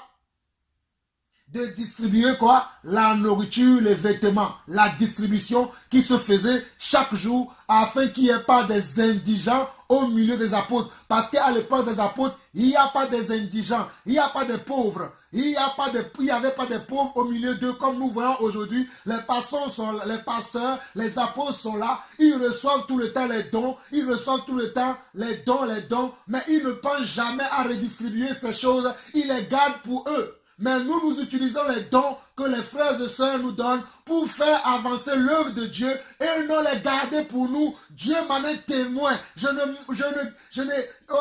m'en est témoin que les dons que nous recevons, que ce soit les dons matériels, que ce soit les dons financiers, nous remettons toutes ces choses dans l'œuvre de Dieu. Nous ne les gardons pas pour nous. Quand bien même que c'est notre droit d'en jouir, mais nous n'en jouissons pas, nous préférons l'utiliser encore pour faire avancer l'œuvre de Dieu. Dieu m'en est témoin. Dieu m'en est témoin. Nous continuons. Nous voyons un exemple ici. Nous allons voir un autre exemple avec le Seigneur Jésus lui-même. Je ne sais pas si vous savez cela. Jésus lui-même a été assisté. Et nous allons dans Luc chapitre 8. Vous allez voir que notre Seigneur Jésus-Christ lui-même, lui qui dit et la chose là arrive, lui qui ordonne et elles existent, lui-même a été assisté. Nous allons dans Luc chapitre 8. Luc chapitre 8, nous lisons du premier verset au verset 3. Luc chapitre 8, le verset 1 au verset 3. Ensuite, Jésus allait de ville en ville et de village en village, comme moi. Je vais de comment? De ville en ville, de village en village, de pays en pays. Oh mes frères, vous comprenez l'appel de ma vie. Mon appel est d'aller de village en village, de ville en ville, de pays en pays, pour annoncer l'évangile de Dieu, pour former des disciples. C'est ça mon appel. C'est ça l'appel que Dieu m'a donné, parce que je suis mon maître. Regardez ce qui est écrit ici. Ensuite, Jésus allait de ville en ville et de village en village, prêchant et annonçant la bonne nouvelle du royaume de Dieu. Alléluia. Ensuite, Jésus allait de ville en ville et de village en village, prêchant et annonçant la bonne nouvelle du royaume de Dieu. Comme je l'ai reçu du Seigneur, que moi aussi, je dois aller de ville en ville, de village en village, de quartier en quartier, de maison en maison, pour annoncer le royaume de Dieu. Alors, si vous recevez nos enseignements, invitez-nous. Nous viendrons jusqu'à vous pour vous annoncer le royaume de Dieu. Nous viendrons jusqu'à vous. Nous attendons simplement vos invitations et nous viendrons jusqu'à vous pour vous annoncer l'évangile de Dieu, car Dieu nous a appelés à faire ainsi. Nous continuons le verset 2. Les 12 étaient auprès de lui avec quelques femmes qui avaient été guéries d'esprits malins et de maladies. Marie, dit de Magdala, de laquelle étaient sortis 7 démons, Jeanne, femme de Chuza, intendant de Rhodes, Suzanne et plusieurs autres qui l'assistaient de leur bien. Oh, j'aime la parole. Oh, c'est vraiment formidable la parole de Dieu. Je vais relire pour vous. Ensuite, Jésus allait de ville en ville et de village en village, prêchant et annonçant la bonne nouvelle du royaume de Dieu. Les 12 étaient auprès de lui. Les 12 le suivaient aussi. Les 12 étaient avec lui. Mais il n'y avait pas que les 12. Il n'y avait pas que les 12 qui étaient avec Jésus. Ces détails vous ont manqué. Frères et sœurs, ces détails vous ont manqué. Il n'y avait pas que les 12. Il y avait d'autres personnes que nous voyons ici. Les 12 étaient auprès de lui avec veut dire, il y avait les 12, mais il y avait d'autres personnes aussi qui marchaient avec Jésus, qui étaient avec Jésus, afin que Jésus puisse accomplir la volonté de Dieu, afin que Jésus puisse accomplir comment? La volonté de son Dieu. Et vous voyez ici, les quelques personnes, il y a les 12 étaient auprès de lui, avec quelques femmes qui avaient été guéries d'esprits malins et de maladies. C'est les gens à qui Jésus a déjà imposé les mains pour qu'ils reçoivent comment? Leur guérison. C'est les gens pour qui Jésus avait déjà prié. Il y a quelques-uns parmi vous, nous avons déjà prié pour vous. Vous avez peut-être reçu votre guérison, vous avez peut-être reçu votre délivrance, vous avez reçu peut-être maintenant le salut, mais vous êtes restés sans rien faire, alors que Dieu vous appelle à nous assister peut-être. Ce n'est pas obligé, je dis peut-être. Parce qu'il y en a certains, Dieu ne vous appelle pas à nous assister. Mais il y a quelques-uns parmi vous, Dieu vous appelle à nous assister, mais vous résistez à l'appel de Dieu. Assistez-nous à accomplir la volonté de Dieu. Sans vous, nous ne pourrions pas. Je ne peux pas faire l'œuvre de Dieu tout seul. J'ai besoin de l'assistance. Oh, je crie encore, je crie encore. Nous avons besoin de l'assistance. Assistez-nous pour que nous puissions accomplir ensemble la volonté de Dieu.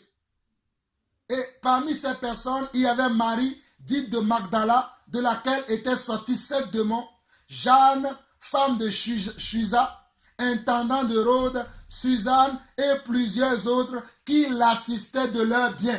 Oh, je profite de cette occasion pour saluer mes frères et sœurs qui m'assistent depuis des années. Oh, je profite de cette occasion. Je salue le frère Pierre-Yves Gouban, l'un de nos assistants, celui qui nous assiste ici en France, afin que nous puissions acheter des Bibles et les distribuer gratuitement. L'un de nous qui nous assiste, afin que nous puissions faire des voyages. Je profite aussi également pour saluer la sœur Solange Claire d'Arabie Saoudite. Si je cite vos noms, c'est normal. Ne soyez pas étonnés que je fasse ces choses, parce que ces choses, je les ai vues mes prédécesseurs le faire. C'est pour cela que moi aussi je le fais. Ce n'est pas pour vous glorifier, mais je vous salue. C'est comme cela que les choses doivent se faire dans le royaume de Dieu. Je profite également pour saluer ma sœur Erta depuis Londres. Vous nous assistez depuis des années. Que la paix de Dieu, la grâce de Dieu vous soit multipliée. Oh, je salue mon jeune frère Séraphin Aidé, le jeune étudiant, mais qui se met à l'œuvre de Dieu. Oh, que la grâce de Dieu te soit multipliée. Que l'amour de Dieu te soit multiplié à cause de l'amour que vous avez pour Dieu. Oh, vous avez les mêmes intérêts comme nous. Vous nous avez témoigné votre amour. Si vous le pouvez, vous pouvez même vous donner volontairement. Nous vous saluons. Je salue mon bien-aimé, le frère Patrick Diamana. Je te salue aussi pour l'œuvre que vous accomplissez dans notre vie, dans le ministère que Dieu m'a confié.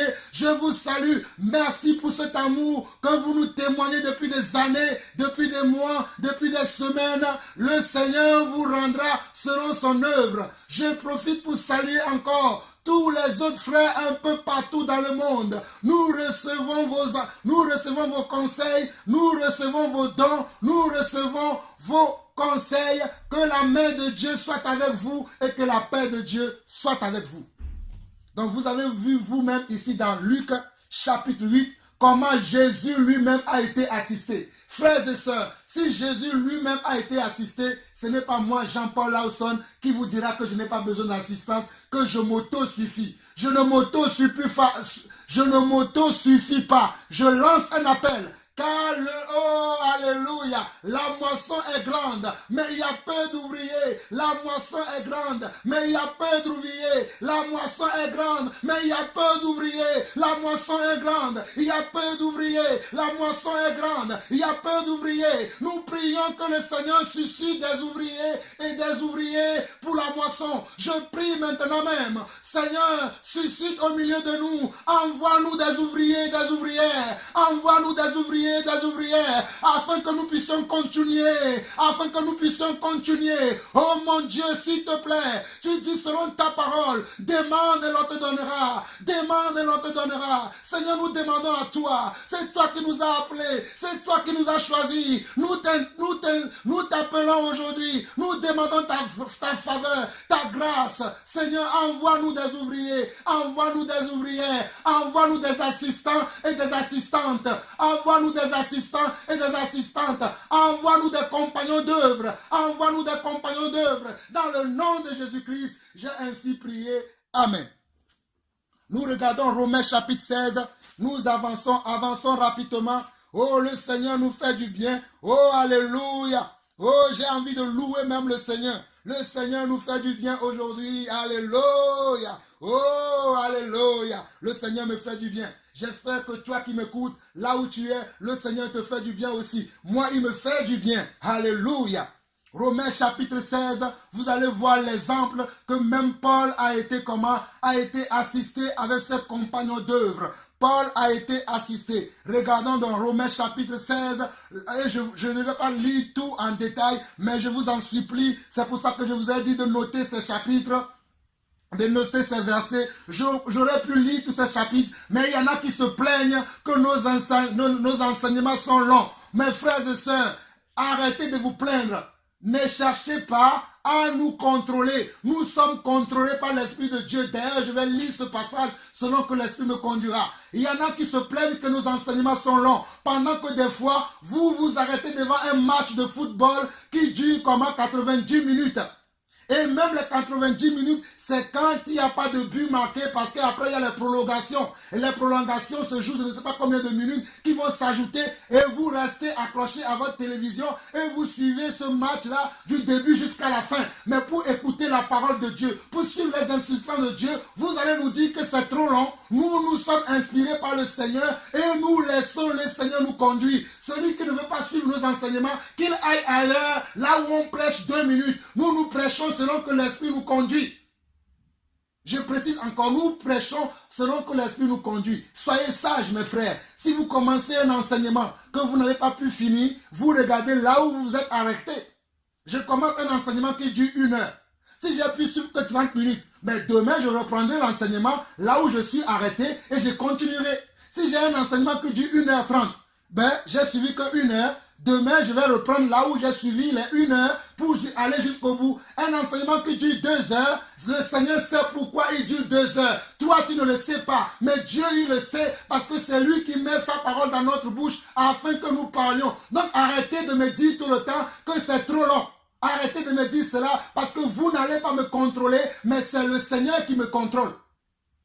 Que celui qui a des oreilles pour entendre, entende. Nous avançons. Romains chapitre 16. Je vous recommande Phébé, notre sœur qui est diaconesse de l'église de Sancré, afin que vous la receviez en notre Seigneur d'une manière digne des saints et que vous l'assistiez dans les choses où elle aurait besoin de vous, car elle a aidé beaucoup, ainsi que moi-même. Regardez, le frère Paul salue la sœur Phébé qui est diaconesse. Diaconesse veut dire comment? Quelqu'un qui aide. Le mot diaconesse veut dire aider. Quelqu'un qui est dans l'aide. Un diacre, c'est quelqu'un qui aide le pasteur, l'apôtre, le prophète, l'évangéliste ou le docteur.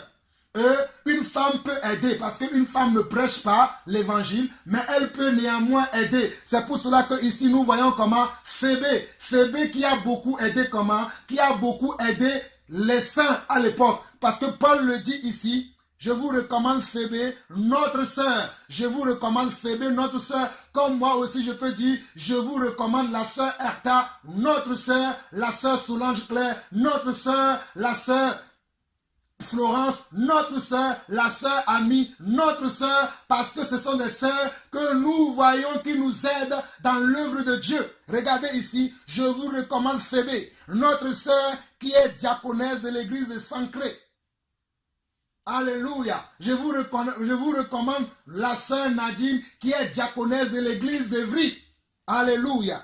Afin que vous la receviez en notre Seigneur d'une manière digne des saints et que vous l'assistiez. Oh, vous croyez, oh, vous comprenez, frère, vous pouvez avoir un rôle d'assistant, mais avez besoin d'être encore assisté.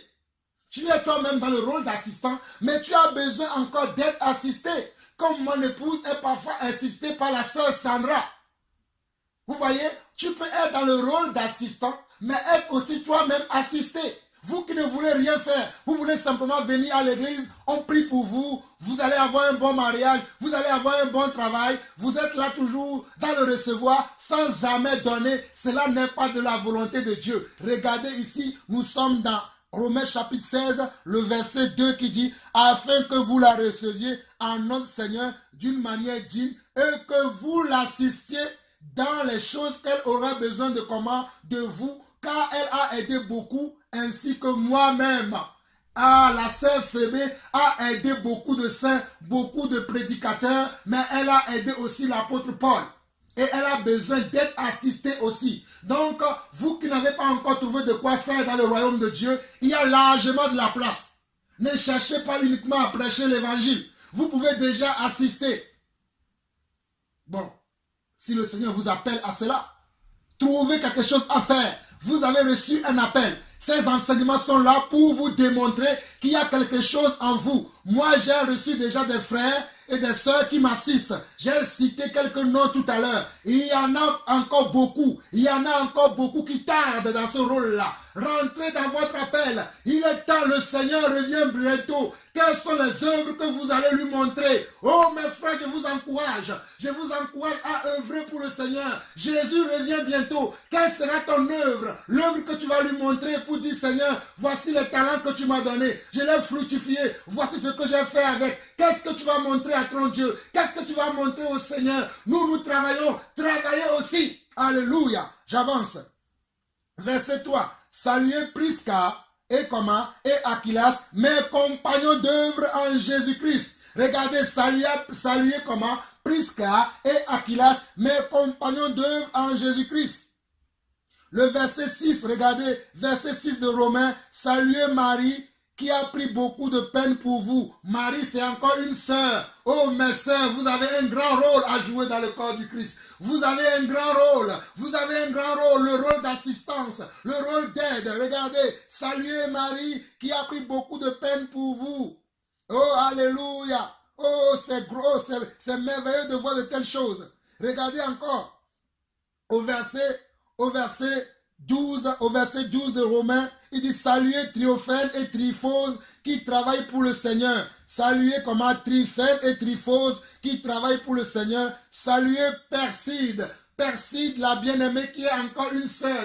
Saluez Perside la bien-aimée qui a beaucoup travaillé pour le Seigneur. Saluez Perside la bien-aimée qui a beaucoup travaillé pour le Seigneur. Saluez Rufus, l'élu du Seigneur. Oh, regardez, verset 15, saluez Philologue et Julie. Encore une sœur ici, la sœur Julie. Oh, nous avons vu la sœur Perside qui a beaucoup travaillé. Nous voyons ici la sœur Julie, Néré et sa sœur. Il y a aussi la sœur Néré et sa sœur. La sœur Néré et sa sœur. Oh, nous bénissons le Seigneur pour ces choses. Donc toi, ma sœur, toi, mon frère qui ne fait rien, voici la preuve que Dieu peut-être t'appelle comment? À l'assistanat. Dieu t'appelle peut-être à être un compagnon d'œuvre. Dieu t'appelle peut-être à assister, à aider quelqu'un. Dieu t'appelle peut-être à aider même une sœur. Ne cherchez pas simplement à aider Jean-Paul Lawson. Il y a des gens dans vos familles. Il y a des gens autour de vous que vous pouvez commencer déjà à aider. C'est ça l'appel de Dieu. Oh frères et sœurs, ne cherchez pas uniquement à nous bénir, nous, à nous envoyer vos dons, mais cherchez aussi à bénir les sœurs qui sont autour de vous. Je répète encore, selon que l'Esprit m'inspire, selon que le Saint-Esprit m'inspire en ce moment, ne cherchez pas uniquement à nous donner à nous bénir, nous, mais bénissez aussi les frères et sœurs qui sont autour de vous, car cela est de la volonté de Dieu. Cela est de la volonté de Dieu. Regardons encore Philippiens. Philippiens, nous avançons. Il nous reste encore quelques passages à voir. Philippiens chapitre 4. Philippiens chapitre 4. Philippiens chapitre 4. Nous allons lire du verset 1. Nous allons lire du verset 2 au verset 3. Philippiens chapitre 4, le verset 2 au verset 3. Il dit quoi? J'exhorte Évodie et j'exhorte Syntyche à être d'un même sentiment dans le Seigneur. Évodie et Syntyche, ce sont encore des sœurs. Oh mes sœurs, regardez comment Dieu parle de vous dans la parole. Regardez comment Dieu parle de vous dans la parole. Regardez comment Dieu parle de vous. Oh, j'exhorte Évodie et j'exhorte Syntyche à être d'un même sentiment dans le Seigneur. Et toi aussi, fidèle collègue, oui, je te prie de les aider, elles qui ont combattu pour l'évangile avec moi. Elles qui ont combattu aux côtés de qui? Aux côtés de l'apôtre Paul. Elles qui ont combattu aux côtés de qui? Aux côtés de l'apôtre Paul. Comme ma soeur amie qui combat à mes côtés. comme ma soeur Erta qui combat à mes côtés, comme ma soeur Solange Claire qui combat à mes côtés, comme ma soeur Mireille qui combat à mes côtés, comme ma soeur, oh, les noms me manquent. Mes soeurs, vous vous reconnaissez vous-même de la même manière que vous combattez à nos côtés. Vous priez pour nous nuit et jour, afin que cette œuvre que Dieu a commencée dans nos vies, que lui-même puisse l'achever, que la grâce et la paix du Seigneur vous soient multipliées. Alléluia. Regardez, nous sommes dans Philippiens chapitre 4, le verset 2 et 3. J'exhorte Évodie et j'exhorte Saint-Tiche à être d'un même sentiment dans le Seigneur. Et toi aussi, fidèle collègue, oui, je te prie de les aider. Oui, je te prie. Donc nous aussi, nous pouvons aider comment les sœurs. Nous pouvons aussi aider, nous sommes tous. C'est pour ça que la Bible dit, aimez-vous les uns les autres. Moi, je peux le transformer aujourd'hui à dire, aidez-vous les uns les autres. Aidez-vous les uns les autres. J'aime aider mes frères, comme j'aime parler avec mon frère Barouani, qui est au Canada. J'aime échanger avec lui mes expériences dans le Seigneur, comme j'aime partager mes expériences avec les frères dans la foi. Je peux énumérer beaucoup de frères avec qui nous parlons souvent. Nous discutons souvent, nous prions souvent, nous partageons souvent nos expériences afin que nous soyons tous perfectionnés dans l'œuvre de Dieu. Verset 3. Et toi aussi, fidèle collègue, lui, je te prie de les aider, elles qui ont combattu pour l'évangile avec moi et avec comment et avec Clément et mes autres compagnons d'œuvre dont les noms sont dans le livre de vie. Mes frères et sœurs, la révélation dans ces paroles, lorsque vous mettez à part pour aider en tant qu'aide, en tant que compagnon, en tant qu'assistant, en tant que ministre dans le royaume de Dieu, vos noms seront inscrits dans le livre de vie si vous servez comment dans l'intégrité, si vous servez comment dans la crainte de Dieu, si vous servez comment dans la loyauté, si vous servez comment dans la fidélité, vos noms resteront inscrits dans le livre de vie. Oh mes frères, je vous donne une révélation par excellence aujourd'hui. Servez non dans l'hypocrisie, servez non dans le match vu, mais servez dans le comment, dans l'intégrité, servez dans l'amour, servez dans comment, en étant tous les jours comment, dans le travail, pour que l'œuvre de Dieu s'avance et vous allez voir, vos noms seront inscrits dans le livre de vie, comme l'apôtre Paul le dit ici dans ce passage, dans Philippiens chapitre 4, le verset 2 et 3. Oh, j'exhorte Évodie et j'exhorte Saint-Tiche à être d'un même sentiment dans le Seigneur. Et toi aussi, fidèle collègue, oui, je te prie de les aider, elles qui ont combattu pour l'évangile avec moi et avec Clément et mes autres compagnons d'œuvre, dont les noms sont écrits dans le livre de vie. Oh, dont les noms sont écrits dans le livre de vie. Dont les noms sont écrits dans le livre de vie. Oh, j'ai envie de louer le Seigneur. Je ne mourrai pas la seconde mort. Mon nom est caché en Jésus. Je ne mourrai pas la seconde mort. Mon nom est caché en Jésus. Oh, vous qui servez, vos noms sont inscrits dans le livre de vie. Vous ne mourrez pas la seconde mort. Lorsque ces livres seront ouverts, dont la Bible nous en parle dans Apocalypse chapitre 18, on trouvera aussi le nom de ma sœur Erta. On trouvera le nom de la sœur Solange. On trouvera le nom de la sœur Annie, pour ne citer que cela. On trouvera le nom du frère Patrick. On trouvera le nom du frère Alain. On trouvera, oh mes frères, travaillez, travaillez, travaillez, travaillez, travaillez, travaillez. C'est le moment de travailler. C'est le moment d'être ouvrier ou ouvrière dans la moisson. C'est le moment, c'est le temps, c'est le temps. It is the time, it is the time, it is the time, it is the time. C'est the Holy Ghost. It is the time, c'est the Holy Ghost. C'est le temps, dit l'Esprit de Dieu. C'est le temps de la moisson, c'est le temps de la moisson, c'est le temps de la moisson. Oh, je sens l'Esprit. I feel the Holy Ghost. Oh, je sens l'Esprit. C'est le temps de la moisson. Oh, mes frères, travaillez, travaillez, travaillez, travaillez, travaillez. Avançons, Colossiens chapitre 4. Colossiens chapitre 4. Colossiens chapitre 4. Colossiens chapitre 4. Nous allons lire à partir du verset 7. À partir du verset 7. Tychik, le frère bien-aimé, et le fidèle ministre, mon compagnon de service dans le Seigneur, vous communiquera tout ce qui me concerne. Tychik, le frère bien-aimé, et le fidèle ministre, mon compagnon, oh mon frère, toi qui ne sais pas ce que tu es, Peut-être tu es un compagnon. Peut-être tu es un compagnon. Va accompagner quelqu'un. Ne reste plus chez toi à regarder la télé à longueur de journée, à regarder les matchs de football, à regarder les séries à la télévision, à regarder les films. Oh, va travailler dans la moisson. Va travailler dans la moisson. Je ne dis pas que tu ne dois jamais regarder la télé, mais il y en a parmi vous, vous abusez de la télévision, vous abusez de la vie, vous ne travaillez pas, vous n'êtes pas utile à Dieu. C'est le moment que vous soyez utile. C'est le moment, it is the time, it is the time, it is the time, it is the time, it is the time. C'est le moment que vous soyez utile. C'est le moment, c'est le moment, c'est le moment, c'est le moment, c'est le moment, c'est le moment, c'est le moment. Réveillez-vous de votre sommeil. Levez-vous sur vos deux pieds. Levez-vous sur vos deux pieds et commencez à servir le Seigneur. Commencez à servir le Seigneur comme nous le faisons. Oh mes frères, vous ne pouvez pas savoir combien de fois je suis fatigué. Mais ce matin, je me suis levé encore pour servir le Seigneur. Parce que cela m'est imposé par le Seigneur. Il n'y a pas de repos pour nous les croyants. Il n'y a pas de repos pour nous les serviteurs de Dieu. Le repos, nous les aurons au ciel. Sur cette terre, nous n'avons pas de repos. Tu te reposes trop, mon frère. Lève-toi, lève-toi, lève-toi. Commence à marcher selon l'Esprit de Dieu. Commence à écouter l'Esprit de Dieu. Commence à travailler pour l'œuvre. Commence à travailler pour l'œuvre. Commence à travailler pour l'œuvre. Commence à travailler pour l'œuvre. Commence à travailler pour l'œuvre. Que celui qui a des oreilles pour entendre, entende ce que l'Esprit dit à son Église. Nous avançons. Colossiens chapitre 4, à partir du verset 7. Tychik, le frère, le bien-aimé, et le fidèle ministre, mon compagnon de service dans le Seigneur, vous communiquera tout ce qui me concerne. Je l'envoie exprès vers vous pour que vous connaissiez notre situation et pour qu'il console vos cœurs. Je l'envoie avec Onésime, le frère fidèle et bien-aimé qui est des vôtres. Ils vous informeront de tout ce qui se passe ici.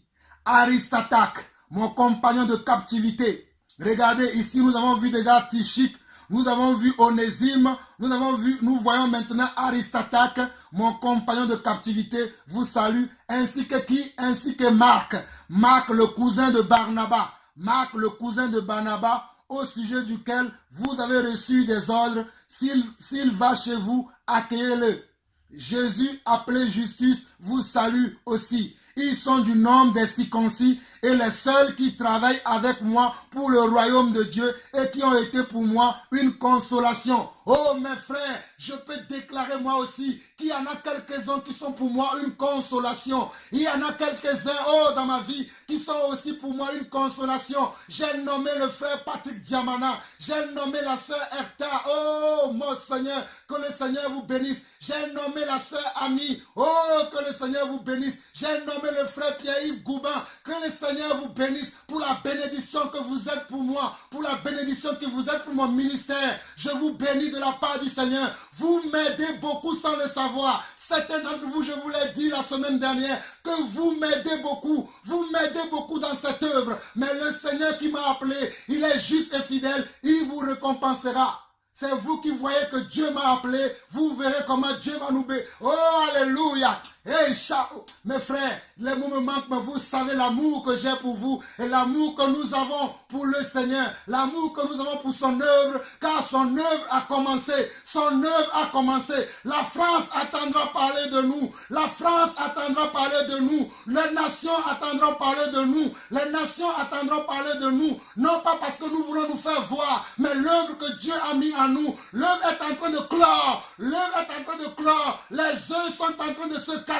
Les œufs sont en train de se casser. Nous allons sortir de nos coquilles. Nous sommes trop restés dans la coquille. Nous sommes trop restés dans la coquille. Nous sommes trop restés dans la coquille. Mais l'heure est arrivée pour que nous sortons de nos coquilles. L'heure est arrivée pour que nous sortons de nos coquilles. Sors de ta coquille. Sors de ta coquille. Là où tu es, si tu entends ma voix maintenant, que le Seigneur te fasse sortir de ta coquille. Sors des ténèbres. Sors des ténèbres. Que les écailles tombent de tes yeux. Que les écailles tombent de tes yeux dans le nom de Jésus-Christ. Nous avançons. Nous avançons. Nous arrivons au verset 12. Et Epapharas, qui est des vôtres, vous salue. Epaphras, voyez encore, il y a Epaphras. Nous avons vu ici Tychik, nous avons vu Onésime, nous avons vu Aristotaque, nous avons vu Marc, le cousin de Barnabas, nous avons vu Jésus appelé Justus, nous avons vu Epaphras maintenant. Epaphras, qui est des vôtres, vous salue, serviteur de Jésus-Christ. Il ne cesse de combattre pour vous dans ses prières, afin que vous teniez bon comme des hommes faits, pleinement disposés à faire toute la volonté de Dieu. Oh, j'aime la prière fervente de mon frère Patrick. Mon frère Patrick est l'un de nos intercesseurs qui prie pour nous. Oh, mes frères, continuez. Élevez vos voix pour nous afin que l'œuvre de Dieu avance. Nous avons besoin de gagner la France pour Jésus. Nous avons besoin de gagner nos familles pour Jésus. Nous avons besoin de gagner nos maisons pour Jésus. Nous avons besoin de gagner le monde entier pour Jésus. Mais pour cela, il faut qu'il y ait des genoux qui se fléchissent. Il faut qu'il y ait des genoux qui se fléchissent. Il faut qu'il y ait des genoux qui se fléchissent. Oh, je salue mon frère Jani Elion. Mon frère Jani Elion. Oh, mon frère Jani Elion. Jani Elion, je te salue. Nous savons que le moment est venu. Vous qui nous soutenez depuis des années, vous qui fléchissez les genoux pour nous. Oh, nous vous bénissons de la part du Seigneur. Merci pour ce que vous faites dans nos vies. Grâce à vos prières, nous tenons encore et nous tiendrons encore jusqu'à l'avènement de notre roi. Verset 13. Car je lui rends le témoignage qu'il a une grande sollicitude pour vous, pour ceux de Laodicée et pour ceux d'Hiérapolis. Regardez, nous avons beaucoup de sollicitude, non pas parce que nous sommes quelque chose, mais à cause de la grâce de Dieu dans nos vies, à cause de l'appel de Dieu sur nos vies, nous sommes sollicités de gauche à droite. Nous sommes sollicités pour faire avancer l'œuvre de Dieu. Regardez, il est écrit ici, car je lui rends le témoignage qu'il a une grande sollicitude pour vous, pour ceux de Laodicée et pour ceux d'Hiérapolis. Comme j'ai la sollicitude maintenant du côté de la Belgique, du côté de la Belgique et du côté de l'Allemagne, il y a beaucoup de la sollicitude. Oh, je lance un appel. S'il y a une maison qui veut s'ouvrir encore en Belgique, parce que nous avons déjà une maison qui nous est ouverte en Belgique, plus précisément les noms de la ville de l'Allemagne sont un peu compliqués pour moi, mais nous avons une porte ouverte aussi à Berlin, mais nous cherchons encore des portes ouvertes. Nous cherchons encore des portes ouvertes pour annoncer l'évangile, pour annoncer le royaume de Dieu. Oh, l'Allemagne, si vous nous entendez, l'Allemagne, si vous nous entendez, nous cherchons une porte ouverte afin d'annoncer l'évangile de Yeshua à Mashiach. Nous cherchons une porte. Je continue. Le verset 14 nous dit ceci. Luc, le médecin bien-aimé, vous salue ainsi que qui? Ainsi que Démas. Saluez les frères qui sont à Laodicée et Nymphas et l'église qui est dans leur maison. Regardez tous les noms qui sont cités ici. Les gens vont commencer à me demander pourquoi tu cites les noms. Non, je fais comme mes prédécesseurs, ceux qui m'ont précédé dans la parole. S'ils ont fait ainsi, je ferai aussi pareil. Ce n'est pas pour nous glorifier, ce n'est pas pour jeter la fleur à quelqu'un, mais nous faisons ce qui est bon, ce qui est juste et agréable devant Dieu. Et ceci est juste et agréable devant Dieu. C'est pour cela que je fais ainsi. Cela, ce n'est pas pour jeter la pierre sur les autres, mais nous faisons comme nous avons vu nos prédécesseurs faire.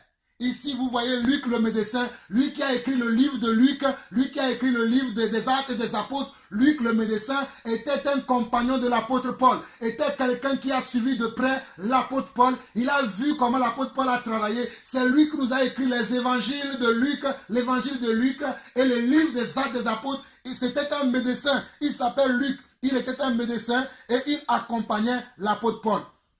Et regardez ici au verset 16, nous sommes dans Colossiens chapitre 4. Après, lisez ces passages à tête reposée. Vous allez comprendre pourquoi j'insiste sur ces passages. Regardez, nous sommes dans Colossiens chapitre 4. Colossiens chapitre 4. Nous arrivons maintenant au verset 16. Et je vous en supplie dans vos maisons, lisez-le, méditez-le jusqu'à la fin. Le verset 16, regardez. Lorsque cette lettre aura été lue chez vous, faites en sorte qu'elle soit aussi lue dans les églises de Laodicée et que vous lisiez à votre tour celle qui vous arrivera de Laodicée. L'apôtre Paul a envoyé une lettre chez les Laodicéens, elle a envoyé une autre chez les Colossiens. Maintenant, elle a dit à l'un et à l'autre, échangez-vous comment les lettres afin d'être au même niveau spirituel, afin d'avoir la même connaissance. C'est pour cela que moi aussi j'insiste Envoyez tous ces enseignements à vos frères, envoyez tous ces enseignements à vos familles, envoyez tous ces enseignements même à des faux pasteurs, même à des faux à des pasteurs bricoleurs. S'ils ont encore leur conscience éveillée, ils changeront. Envoyez-leur ces enseignements, car c'est l'aide de la volonté de Dieu. Le temps est arrivé pour que nous marchions selon la volonté de Dieu. S'il vous plaît, frères et sœurs, envoyez. Partagez ces enseignements pas massivement. Ne les gardez pas pour vous. Envoyez-les. Vous avez simplement à le prendre et à envoyer à quelqu'un et à dire à ce quelqu'un, toi aussi, envoie-le à quelqu'un d'autre. Nous sommes dans les derniers temps. Nous sommes dans les derniers temps. Travaillons pour le Seigneur. Travaillons pour le Seigneur. Travaillons pour le Seigneur. Oh, travaillons. Regardez, l'apôtre Paul nous dit quelque chose dans Éphésiens chapitre, dans Philippiens chapitre 2. Dans Philippiens chapitre 2, Philippiens chapitre 2, cela est très important que je vous lis cela. Après, il nous restera encore un verset à lire et nous allons arrêter aujourd'hui l'enseignement par là. Nous allons lire Philippiens chapitre 2, à partir du verset 20, il nous dit ceci. Philippiens chapitre 2, à partir du verset 20, l'apôtre Paul nous dit ceci. Car je n'ai ici personne qui partage mes sentiments pour prendre sincèrement à cœur votre situation.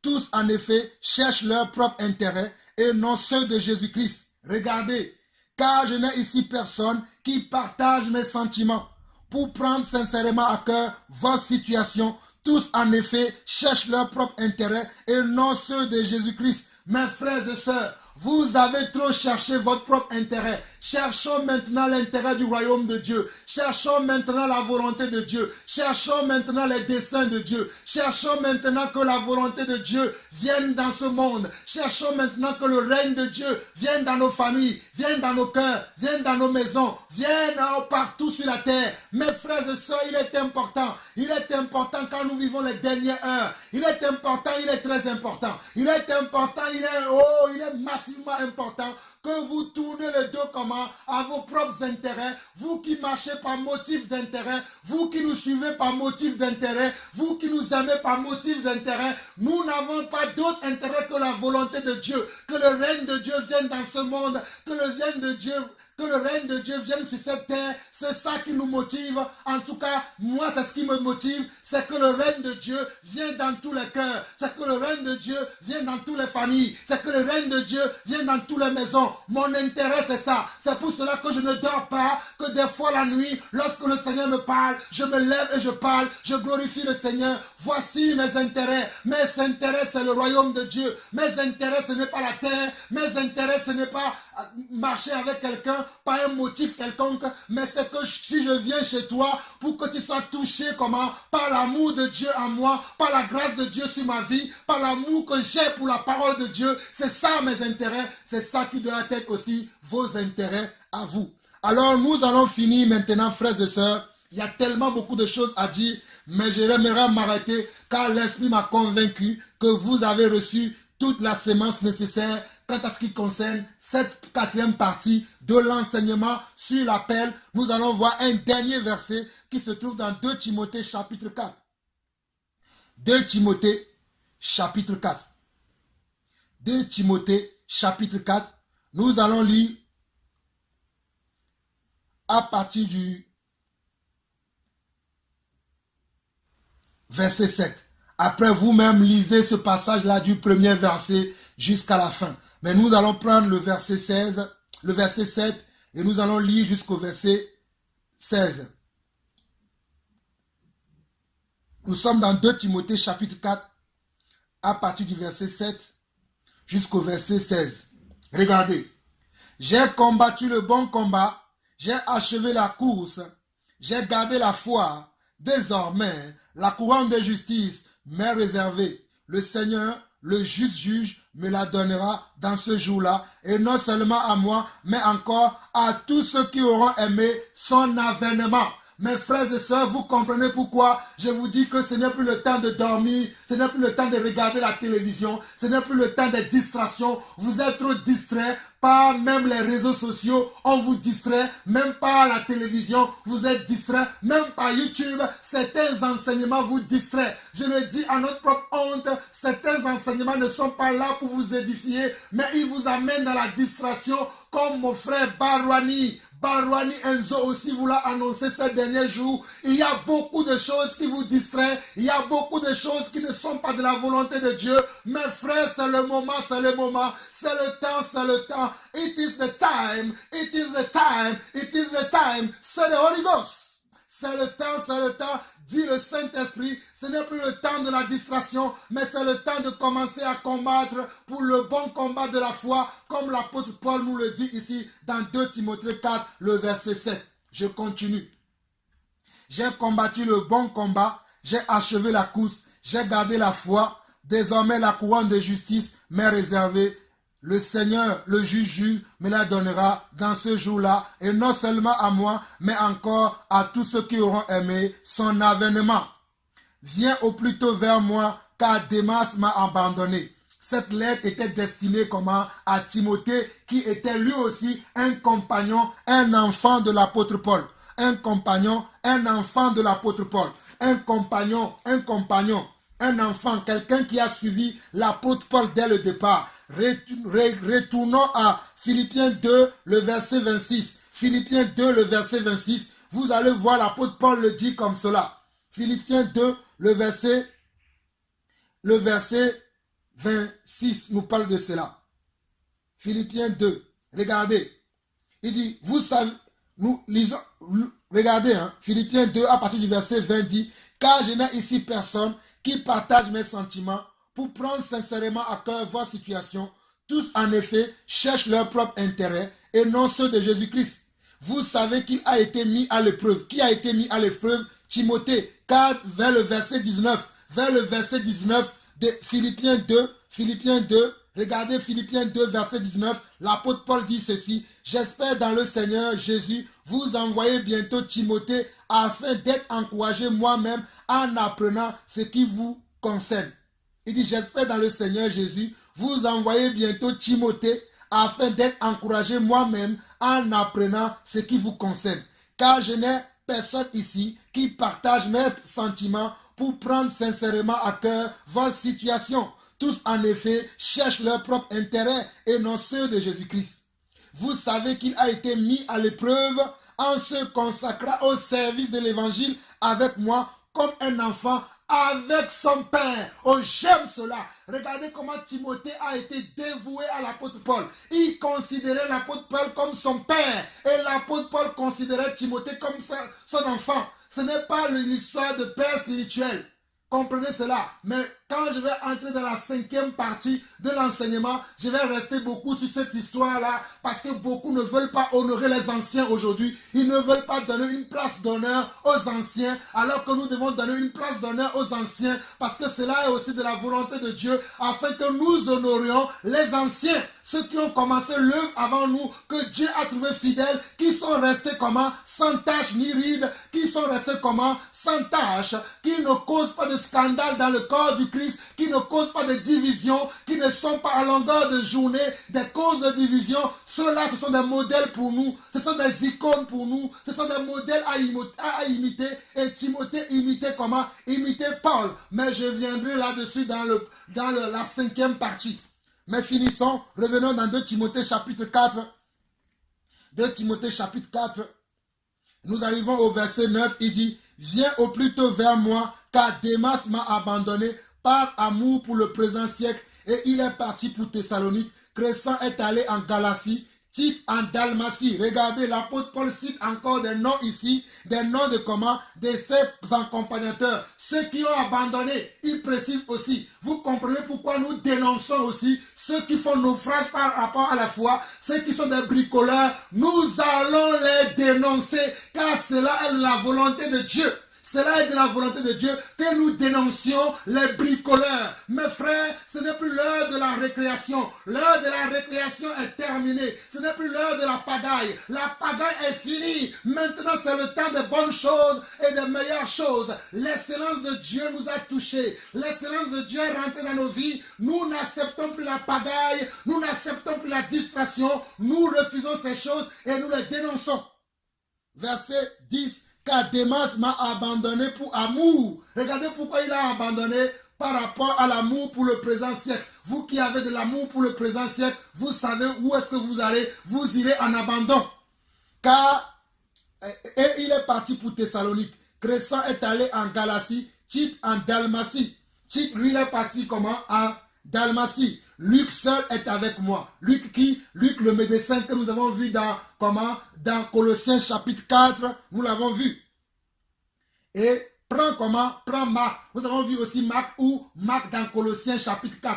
Prends Marc et amène-le avec toi, car il m'est utile pour le ministère. C'est pour cela que je vous dis que je ne peux pas faire le ministère tout seul. J'ai des frères qui m'aident, notamment mon frère Patrick Diamana. Il m'aide beaucoup dans ce travail que Dieu nous a confié.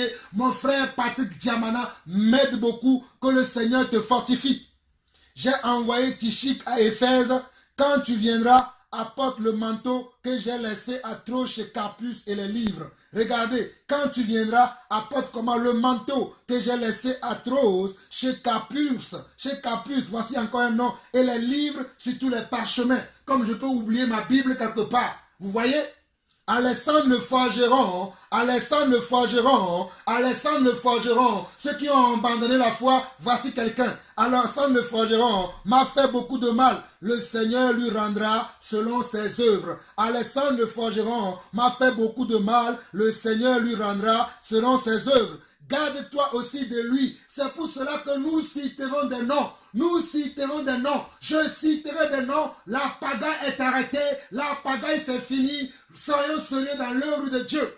Je vous mets en garde. Vous avec qui j'ai marché dans le passé. Vous avec qui j'ai marché hier. Quand je vois vos vies aujourd'hui, je vois qu'il n'y a pas de fruits. Et je vois qu'il y a des plaintes tous les jours. Il y a des gens qui viennent se plaindre tous les jours. Arrangez vos vies. Car nous allons commencer maintenant à vous dénoncer. Nous avons eu du temps pour vous donner le temps que vous allez changer. Mais vous ne changez pas. Nous allons commencer à vous dénoncer publiquement. Parce que ce n'est pas la pagaille, l'œuvre de Dieu. On ne fait pas l'œuvre de Dieu avec la pagaille. C'est bon maintenant. Regardez ici. Alexandre le forgeron m'a fait beaucoup de mal. Le Seigneur lui rendra selon ses œuvres. Garde-toi aussi de lui, car il s'est fortement opposé à nos paroles. Il y aura encore des gens qui seront fortement opposés à cet enseignement. Mais cet enseignement vient de la part du Seigneur pour son Église. Que l'Église qui a des oreilles entend ce que l'Esprit dit à son Église. Dans ma première défense, personne ne m'a assisté, mais tous m'ont abandonné. Que cela ne leur soit point imputé. C'est le Seigneur qui m'a assisté et qui m'a fortifié afin que la prédication soit accomplie par moi et que tous les païens l'entendent, et j'ai été délivré de la gueule du lion. Le Seigneur me délivrera de toute œuvre mauvaise comme moi aussi je le crois, et il me sauvera pour me faire entrer dans son royaume céleste. À lui seul soit la gloire au siècle des siècles. Amen. Regardez, le Seigneur nous délivrera. Il ne nous laissera pas dans vos mains. Vous qui avez des œuvres mauvaises, vous qui avez des pensées mauvaises, le Seigneur ne nous laissera pas entre vos mains. Le Seigneur nous délivrera de toute œuvre mauvaise et il nous sauvera pour nous faire entrer dans son royaume céleste. À lui seul soit la gloire au siècle des siècles. Amen. Saluez Prisca et Aquilas et la famille d'Onésiphore. Eras est resté à Corinthe et j'ai laissé Trophime malade à Milet. Tâche de venir avant l'hiver. Ebulus, Prudent, Linus, Claudia et tous les frères te saluent. Voici encore un nom ici, Claudia, encore une sœur, Prudent, Linus et Ebulus, ce sont des hommes. Et tous les frères te saluent. Que le Seigneur soit avec ton esprit, que la grâce soit avec vous. Mes frères, c'est ainsi que nous finissons la 4e partie de l'appel de Dieu aujourd'hui. C'est ainsi que nous la finissons. Nous la finissons sur ces passages de 2 Timothée chapitre 4 que nous avons lu jusqu'à la fin. que la grâce et la paix, selon la conclusion de l'apôtre Paul, soient avec l'un et l'autre, soit avec vous tous. Que la paix et la grâce de Dieu vous soient multipliées dans vos maisons, que la grâce et la paix de Dieu vous soient multipliées, encore multipliées, encore multipliées, encore multipliées, et que la communion avec le Saint-Esprit soit notre partage. Que la communion non pas avec la chair et le sang, mais la communion avec le Saint-Esprit. J'insiste sur ce point, que la communion avec le Saint-Esprit soit notre partage. Seigneur, tu es bon. Seigneur, tu es bon. Seigneur, tu es bon. Oh Jésus, tu es bon. Jésus, tu es bon. Jésus, tu es bon. Adonai, tu es bon. Adonai, tu es bon. Adonai, tu es bon. Elohim, tu es grand. Elohim, tu es grand. Elohim, tu es grand. Yehoshua, tu es grand. Yehoshua, tu es grand. Yehoshua, tu es grand. Oh Hachem, tu es grand. Hachem, tu es grand. Hachem, tu es grand. Hachem, tu es grand. Dieu d'amour, tu es grand. Dieu d'Élie, tu es grand. Oh Dieu d'Élie, tu es grand. Jésus, tu es grand. Jésus, tu